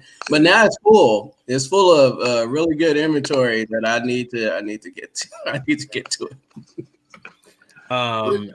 Just a quick, like, I know you talked about your experience in retail and some interpersonal skills. Like, do you have like a couple of nuggets? Because I know sometimes that's the tough part for folks, especially the younger crowd who are, maybe more savvy digitally and not so savvy interpersonally, Yeah. And I speak on that all the time about our, I'm not like heck of old, but I speak on it about my kids. I'm like, you guys are the dumbest smart kids I've ever seen in my life. Because it's because they're supers. They're way more savvy than we ever would have been. For sure. But just the life knowledge, the basic grind experience, they just do not have it. And the only nugget, it's not even a nugget. It's more just what we need to instill in these kids. Nothing's going to be given to you. It's not. You can sit right here and doodle on this computer all day long, unless you're a day trader or something like that. But if 90% of us got to go out there and grind, you got to start from the bottom and work your way to the top and understand you are not going to start. Even if you go to college, that college degree is not measured as it used to be. You're still going to have to start in the bottom of some company, whether it's a Fortune 500 company. You're going to have to start from the bottom. You got to sit that pride to the side, put your work in, and then you can start making those decisions. That's really the only advice that I have. Just grind it out. Your time is going to come. I promise. Yeah. I recommend it for folks who do struggle with it. Read How to Win Friends and Influence People by Dale Carnegie. It's an old book. It's like from Depression times, but it's like timeless. A lot of folks like back in the 70s and 80s like would go to his like business courses, and it's still like you'll see some of the old cats still kind of talk about it and how rewarding it was. And these are like to help dudes go door to door, sell stuff, and not get like, door slammed in their face all the time and close 100% of the time. So worthwhile checking out. Mm-hmm. Yep. You, first impression is everything. I tell my kids, the nugget I always tell my kids is you're only as good as your word. Sure. Regardless of whatever happens, if you don't stand by your word, what you say, then you might as well forget about it. You aren't worth anything if you can't stand by your word. That's it. Yeah, I mean, for me, I look at that. There's a biblical proverb where it says, "A good name's worth more than gold." And absolutely, it is that. I mean, for me, I'm always thinking that same thing. It's like, man, be a man of your word, and like you said too, put yourself out there. Like I always tell people, like some people have weird ideas about, dude, I want to be undercover reseller guy. It's like, no, man, because if you go out like 90% of the time when you're telling people I'm a reseller, like when I roll up to a garage sale and they're like, what are you looking for? I was like, anything I can sell. We like, what? I was like, well, I'll be honest with you, I'm a reseller. Like I'm looking for something I can flip. That's what I'm looking for. And like occasionally you get kind of that side eye, but most of the time people are like, hey, come and check this out. I got this or whatever. So more times than not, you win. That's for sure. Yeah, when you're out there, money talks. That you got a lot of talkers out there. If you're a spectator of the game, right, and it's a game. When you go out to these food markets, when you go out to these garage sales, there's a strategy to this. You go out there and you spectate. You see how they're handling the people that are at the garage sale, and then you figure out your tactic on how you're going to do it. But the key thing is money talk. You go out there and you see a bunch of stuff. You start making everybody has a pile method. You start making your pile and then you ask for the price at the end. How much is this? No, you don't do all that. You make your pile and then you ask for the price at the end. Yeah, because people don't want to deal with that. And like you're saying too, the other thing that I always tell people, like I get my buddy who's been in the chat earlier. I took him to his first yard sale as a reseller, and I'm kind of trying to teach him a little bit of something, because I was like, I always listen. Like, I want somebody to check out ahead of me. Like, I want to listen to an interaction, because then you kind of know where you're at. Like you say, I mean, you can study a little bit. You say, man, this jugger just asked the price of this. That man said $100. It's like, I might as well put my pile on the way. I was like, if somebody, or you can tell, like, when people are getting annoyed at, like, just what you're saying. How much is this? How much is this? How much is this? It's like, dude, I don't want to hear how much is this 25 times, and then you walk away and not buy anything. I want to see that big pile of stuff disappearing out of it. Or another little tip that I tell people too is, like, roll up in if it's husband and wife yard sales, that's my absolute favorite, man. Oh yes. Because what you're gonna do is you're gonna ask that man how much the stuff is that belongs to the wife. You gonna ask that lady how much. Hey, how much for these tools over here? Oh, get them things out of here. Yeah, so you know. Yeah, Eric going around causing divorces all around the city. How much you saw that for? You didn't what? Hey, that weren't for sale. That was sitting in the garage there. That's my stuff. Oh no! See, remind me not to have a garage sale around your area. Yeah, man. We're headed towards where do you live at, man? I live in Sacramento. Okay. Yeah, you ain't got to worry about me coming out that way. I'm a little far from you. We're on the exact opposite coast. I thought you're Cali. Twice from Riverside. Okay. Yeah. She was a Coast Guard kid, so they got transferred to the East Coast. But we ended up out here for sure. Yeah, the thing about California, that we don't run short of anything. I'm in a great area where we have EcoThrift. It's unlimited amount of inventory. Yeah. I feel like considering you have so many darn people, I would guess so. Yeah, it's unlimited. I see Glock 30 fan asked me if I'm affected by the fires at all. The only thing that we're affected by is that poor quality air. We are not quite a bit away, but we're far enough to where it's not really bothering us. Thank you for asking. Yeah, glad you're good, man.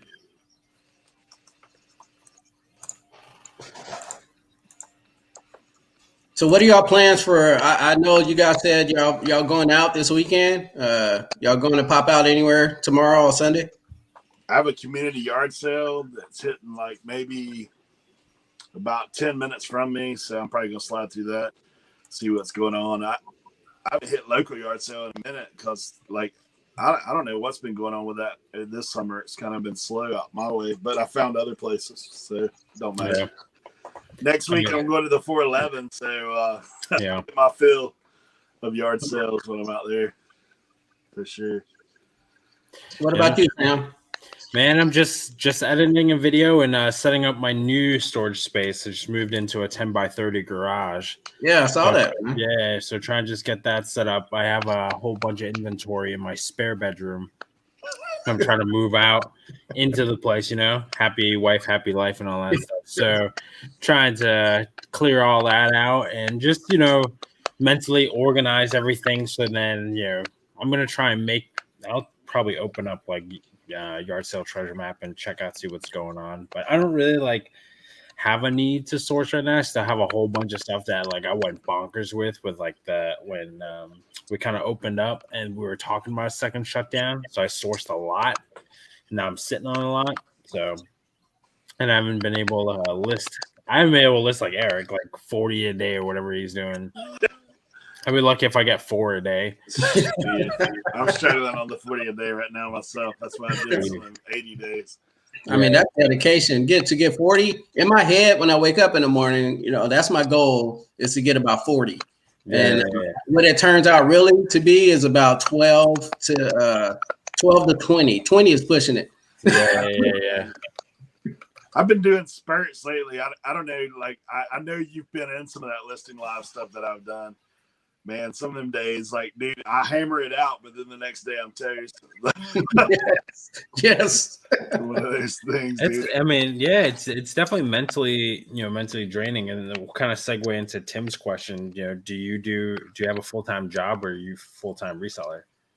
So I have a staffing company, but I would do this full-time. Yeah. There you go. See, at least, so then you have the time to kind of commit to that, you know, at least kind of structure your days. Like maybe you're not like listing every day, or you're listing every other day. So you kind of have one day that you're, you know, listing heavy, and you can source another day to kind of balance that out where you're not like, I hate listing. So that's like a soul sucking thing. So I have to kind of like bargain with myself a little bit, you know? Yeah, it is. It's a balance. Yeah. You know, when you're full-time, a lot of people make the mistake and they go under because you have to treat it like a job. It is. It's your job. That's your means of income. So you have to treat it like a job. You got to set it as a schedule. You got to ensure you take your breaks. You got to ensure that you balance out your sourcing days. You literally have to make a schedule, and you have to stick to it. And you will see the effects of it if you don't have a schedule. You will be all over the place. You be at the end of the week scratching your head as to why you only made $3 this week. You have to have a schedule. Yeah. Dude, I mean, even especially with a staffing firm, you know what I mean? How many systems you guys kind of have to abide by too? Yep. Each location is different. Mm-hmm. Yeah. Hey, so let me ask you this, just because as soon as you said staffing, you know, the first thing that hit my head is, have you ever hired some listers? Man, any of that kind of stuff? You know why I haven't did that? I'm a true Virgo, heart to heart. Like, I'm very meticulous, and there's certain ways I like things to be listed, and certain ways I like the pictures to be taken. It's a flow, and I feel like if anyone else is doing it, I won't be satisfied by it. Yeah. So I probably would never get to that point. I don't want that headache. I'll put it that way. Well, you know, like we watch, and me and Sam talk about this all along because we're always talking about like how to level up, and you know, how to level up and still keep your sanity, I guess. It's one of those things. Yeah. So we had Mr. Biselot on, and he said, man, I would hire somebody to ship before I hired somebody to list. Yes. And I said, man, you know, I'm always thinking like, because I know for me, like probably 99% of the resellers, listing is what we all like. For me, I don't do anything else in it than listing. And like, I mean, sourcing is fun for me. It's a great time. I love interacting with people. Sitting there and listing the whole time. I know these guys have been talking the whole time about how much I can list. And it is, but it's really like it's one of those things that's monotonous to me. I've never been an assembly line guy in the thought of like I can't imagine sitting there doing the same thing all day every day. Right. Yeah. One of the reasons I'm kind of quick is because I did own a Subway for a little while. Yeah. And time is money. Like, you know, it's urgency, that kind of stuff. But Yep. believe me, dude, I can't do that every day, all day. That's why you'll see me do an 80 listing day, and then I may have a couple of days where I'm getting that goose egg. You know what I mean?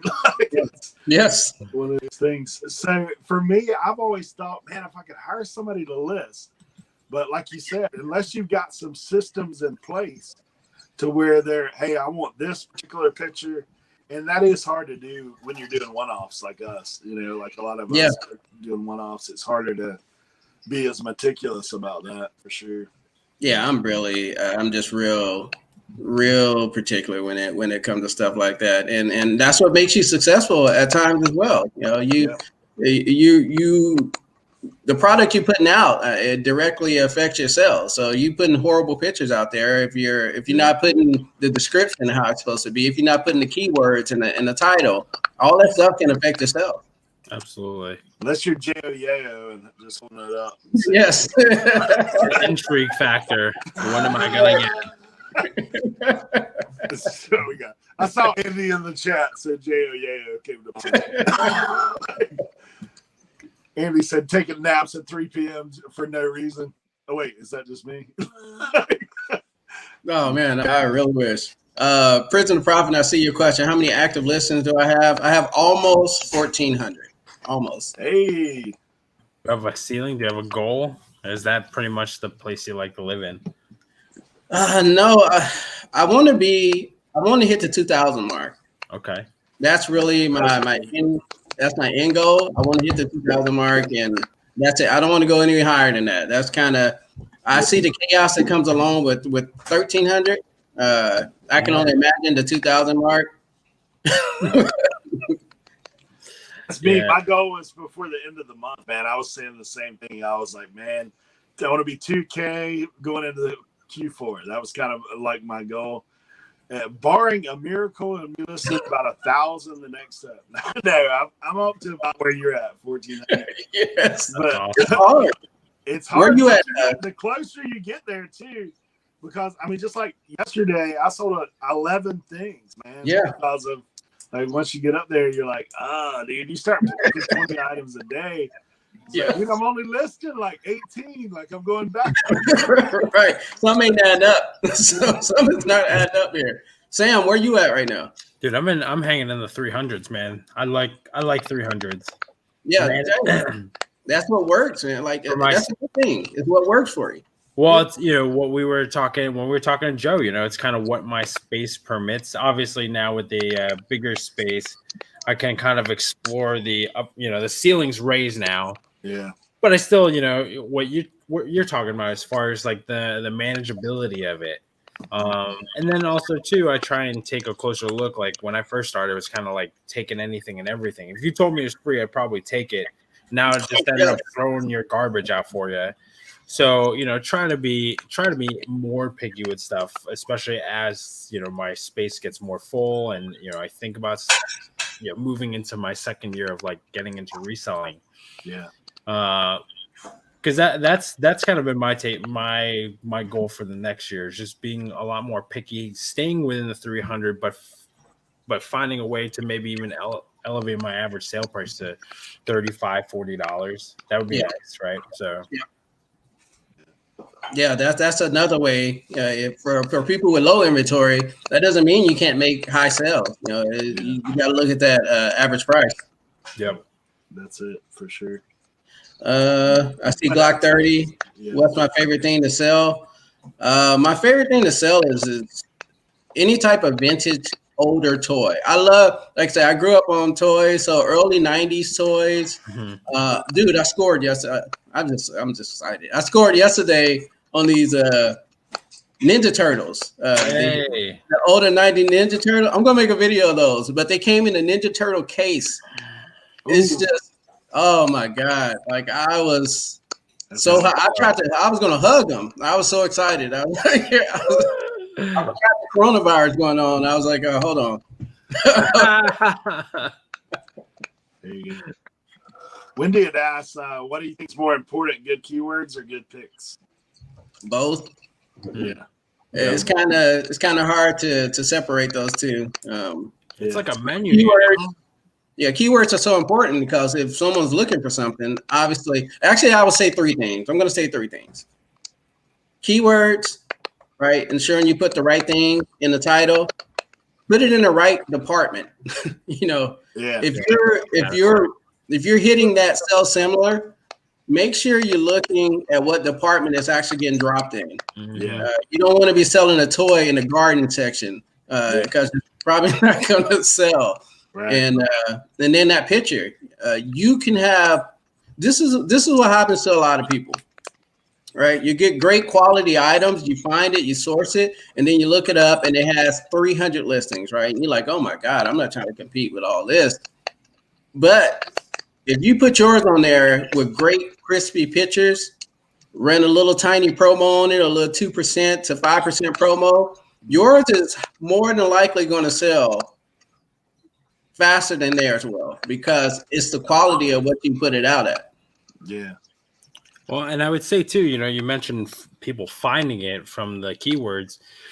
If you're not having a white background, it might not even show up on Google. So just from a discoverability standpoint, a solid picture could be the difference on whether or not somebody even sees your stuff. Absolutely. Yeah, I think too. I mean, I've obviously you guys know I list pretty quick when I'm listing. But I tell you what I do all the time. Like, obviously, you want to take pictures of any flaws. If it's a used item, you want to do that. That way, you can just say "see pictures" in your description. Like, hey, it's got a little this. Look at the picture. There it is. But then the other thing is that first picture, that main picture, that's the one that's got to be good. Like the rest, like you still can put quality in the rest of it if you want to. Yeah. I'm not a 12 picture guy, depending on what it is. Like, I mean, I'm like 5, 6 max, like most of the time on items. But that first one that people see, you got to do a good job on that one. And then, like you're saying, keywords too. Keywords obviously are important. Double check, so similar, because most of the time people are copying stuff ain't even right. I get messages sometimes about things I don't know about that I've looked at somebody else who sold stuff that has the wrong keywords to it. Yes. And then, like, people like the other day, I bought a gun stock at a yard sale. I don't have that type of gun, or anything like that. And so the guy said, he told me what it was at the yard sale. Like it had on there short stock, Remington, whatever. It's just the stock of the gun. I put that thing up, and it was the exact picture, the exact item. I got 2 messages. These guys are saying, that's not it. Like, that's not it. And like one dude actually sent me a screenshot of like the Remington company and all that kind of stuff. I was like, okay, sorry, bro. Like, I'm going in there changing it right now. I mean, you kind of do have to be careful on that, looking at the items. Or like, I've sold shoes that I did sell similar. I changed the size, right? And then I looked, and far down in the description, they had like 3 different sizes. Yes. Yeah. That you're like, you gotta take a second, look at it for sure. Yeah, that's just one of those things, guys, that you will get that bump initially when you list items too. Like if you've got a new item that somebody's searching for, you're gonna get popped up to the top right out of the gate. Yes. And then it'll fall. So sometimes you need to go back and readdress some of them items if they've been hanging out for a while. Like, yes, you might have done something different. Brian had asked, how do you inventory with that many items? Well, I have my garage, which is set up essentially like a store, and then I have a off-site storage, just a little storage unit that I rented.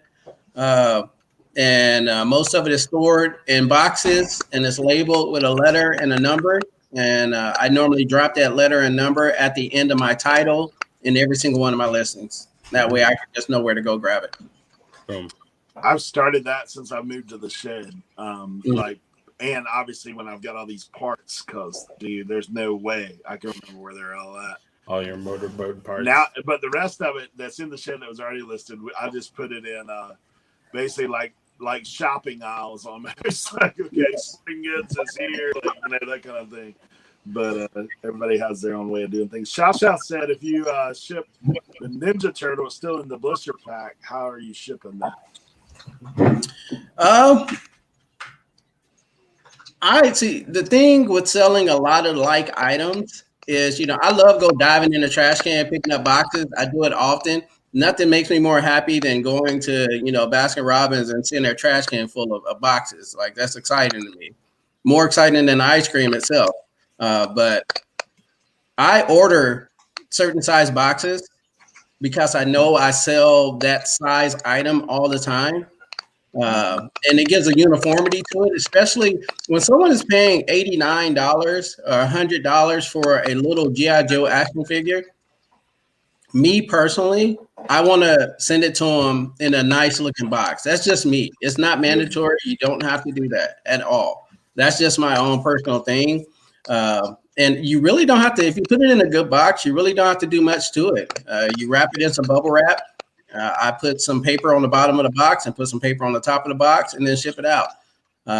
If it is an expensive item, I do buy extra insurance on it because I don't want to get hit with that if the post office messes it up. And I've only had like a couple times where the post office has messed something up.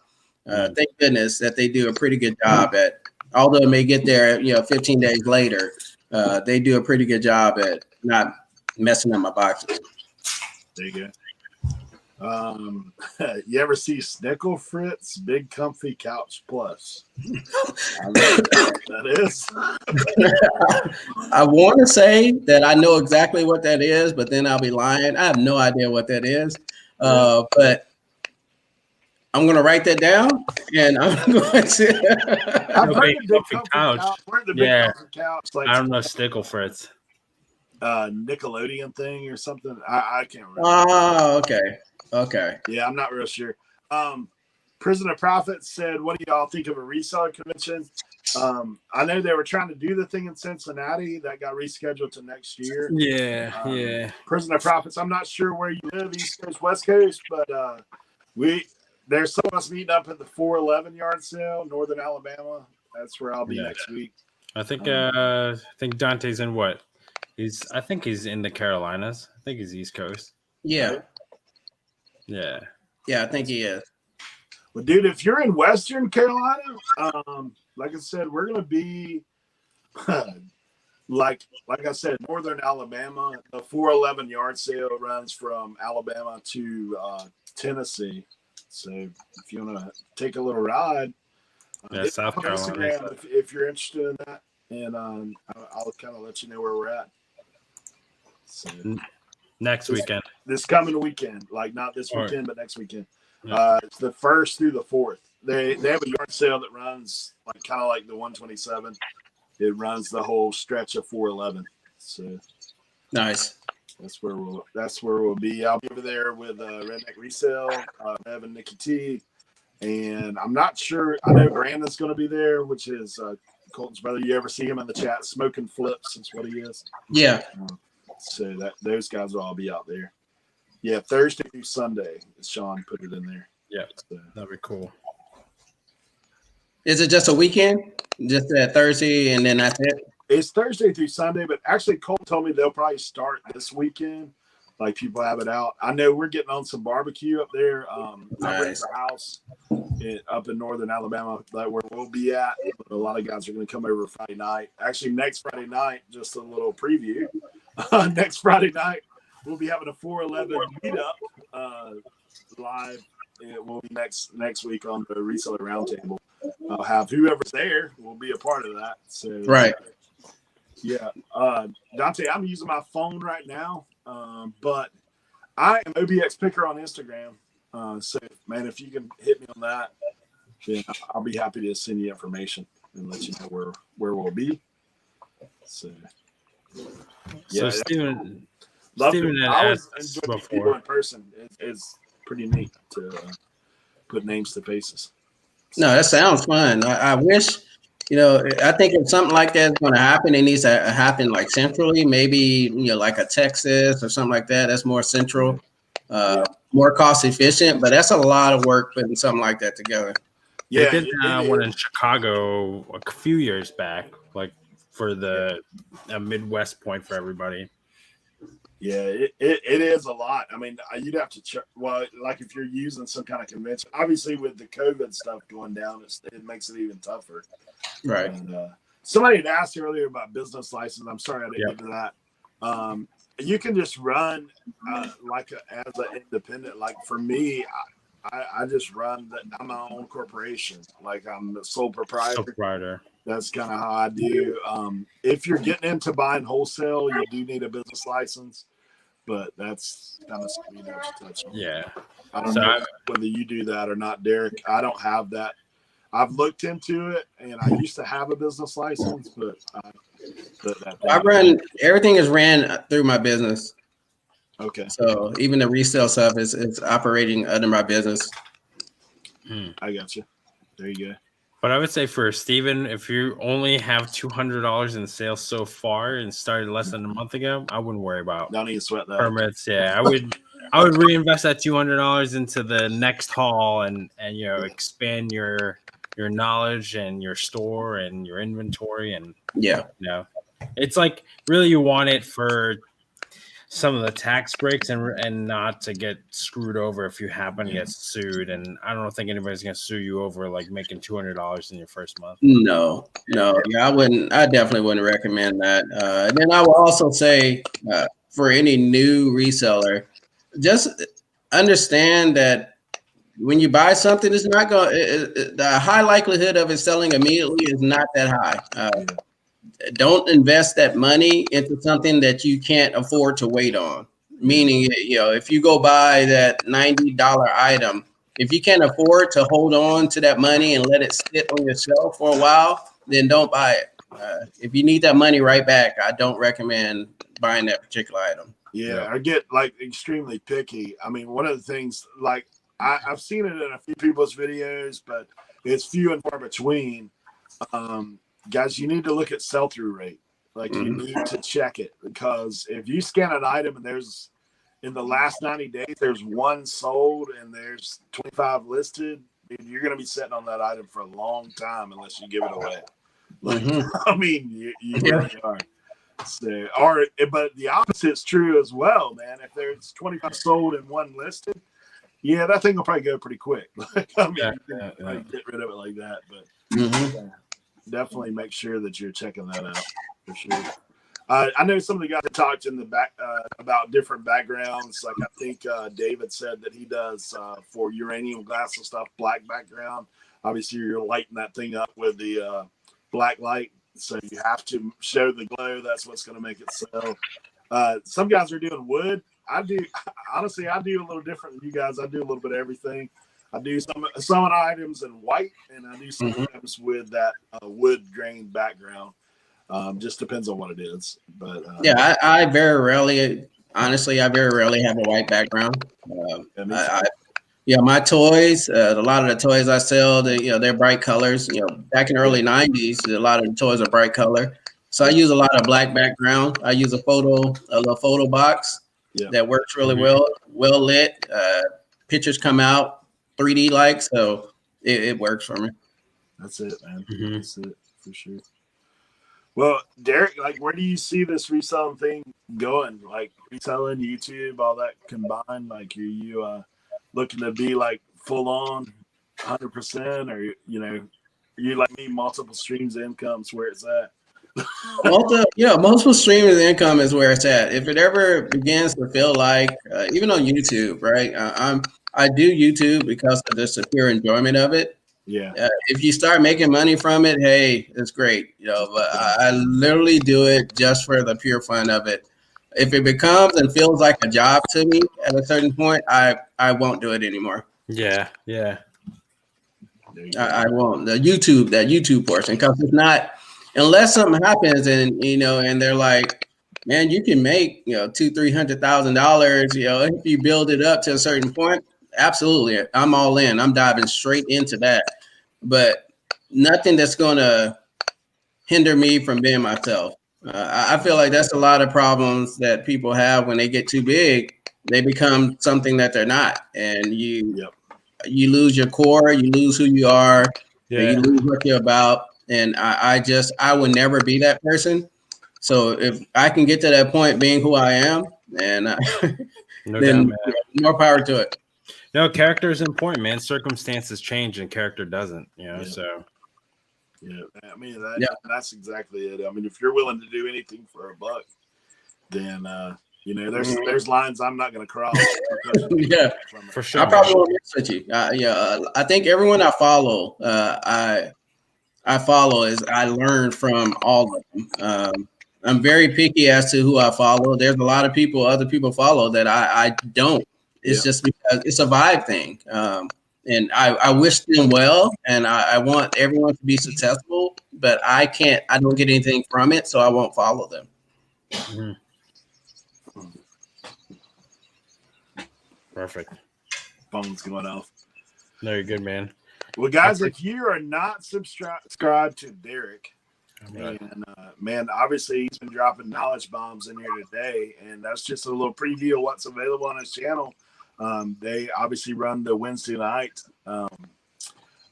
similar to what we're doing, just bringing knowledge to the community, helping you out, answering questions, doing those kind of things. We are so thankful to have you on, bro. We thank you for what you do in the community. Obviously, coming into the reseller YouTube game and sharing a little bit of what you have going on is great. So, do you have any final thoughts? Anything coming up that we need to know about, or? No, I just want to say thank you to you too, man. I really appreciate it. You put that hand out there for me and gave me the platform to come on here and talk. Any opportunity I get to link up with you guys or any other reselling community, I don't turn down much. As far as I'm lying. I'm lying. I'm just gonna keep it right. I've been invited to a couple places and I declined, but I felt very comfortable getting on with you guys and. I think I'm going to do a video on the Ninja Turtles because those things are just so cool. Yeah, man. That I have to share that. Yeah, let's live vicariously through you. Stuff for sure. Yeah, and that's it, man. That's all I got. Everybody, go get this money. There's plenty of money out there to be had. Don't be lazy about it. We all deserve those days where we have 0 listings, but understand you got to come right back that next day and post double on that. So. Just know you can't make it if you don't list it. That's it, man. That's it. Well, we appreciate you coming on. Guys, don't pop out of the chat yet. I got a little announcement about tomorrow. I want to make sure that everybody knows what's going on. And obviously, we kind of want to recognize a couple of things. We're so appreciative of all the guests that have came on today. Like all their channels are all down in the description of this chat. I did go back and fix the rapid fire. I do thank all you guys for being in the chat. And obviously I didn't spend a whole lot of time on it today, but I am so thankful to each and every one of you who subscribed to the channel. Hitting that 1K was a goal of mine, honestly, when I got involved in YouTube. And, I've watched so many guys that we've helped along the way that have popped in here, and we've been fortunate to be able to celebrate with those guys.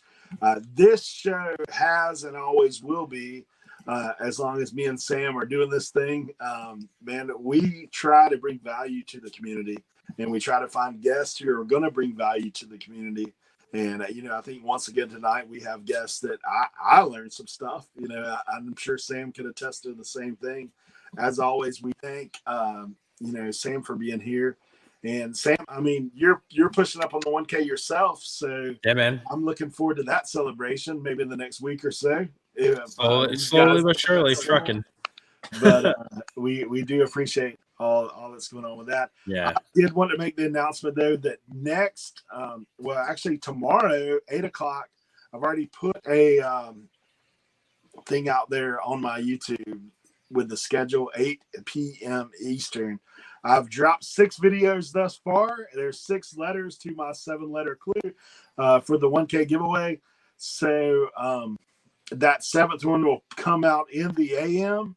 And when that thing comes out, if you know the answer to that, please hold on to it to yourself. Tomorrow night on the live show, we're going to be doing a celebration. I want to take that time and devote to thanking all you guys who supported along the way. I was talking to Sam about how long we've been doing this show, and it's awesome to know. I went back and looked today. April 17th was actually our first show together. Obviously, Jacob, we want to give him thanks because he kind of got us all together. But, man, we've been doing this thing for a little bit, Sam. Like, we're on episode 24 today. So that's wild, man. Kind of crazy. We were thinking, it wasn't that long ago. We're, trying to figure out how everything worked with episode 1, so. But yeah, man, it's been a fun journey. I definitely didn't think that I thought it would take us a little longer to get close to 1K. I figured we would both get like 500. I don't know, but it's been awesome, man. I most certainly appreciate anybody who has supported us, and hopefully we continue to grow as long as our time and YouTube permits. But yeah, so yeah, no, it is cool. Sam, I was looking back. So on April 10th, I did my 100th sub giveaway. And I know me and you have kind of been like neck and neck along the way. I remember when we got this show together, we were both around 200 mark. Mm-hmm. And it's kind of neat to see that progression for us. So I've got a whole list of people that I'm going to be thanking tomorrow. And I don't want to leave anybody out. But, man, I do appreciate all you guys for hanging out with us tonight. I did want to drop a link in the chat. And this is for Marcus.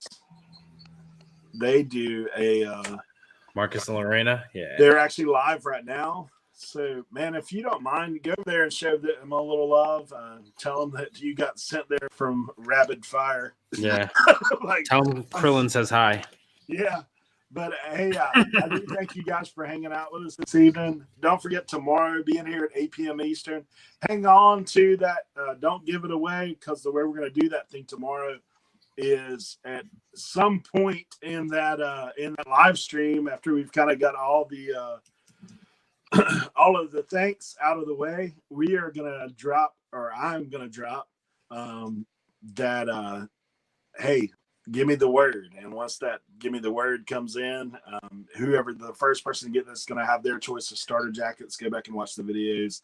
Shows the starter jackets, has the letters. If you have the correct word in the word scramble, you'll be first place. If you're the second one to get that, you'll be second place. You'll win the Briggs & Stratton hat.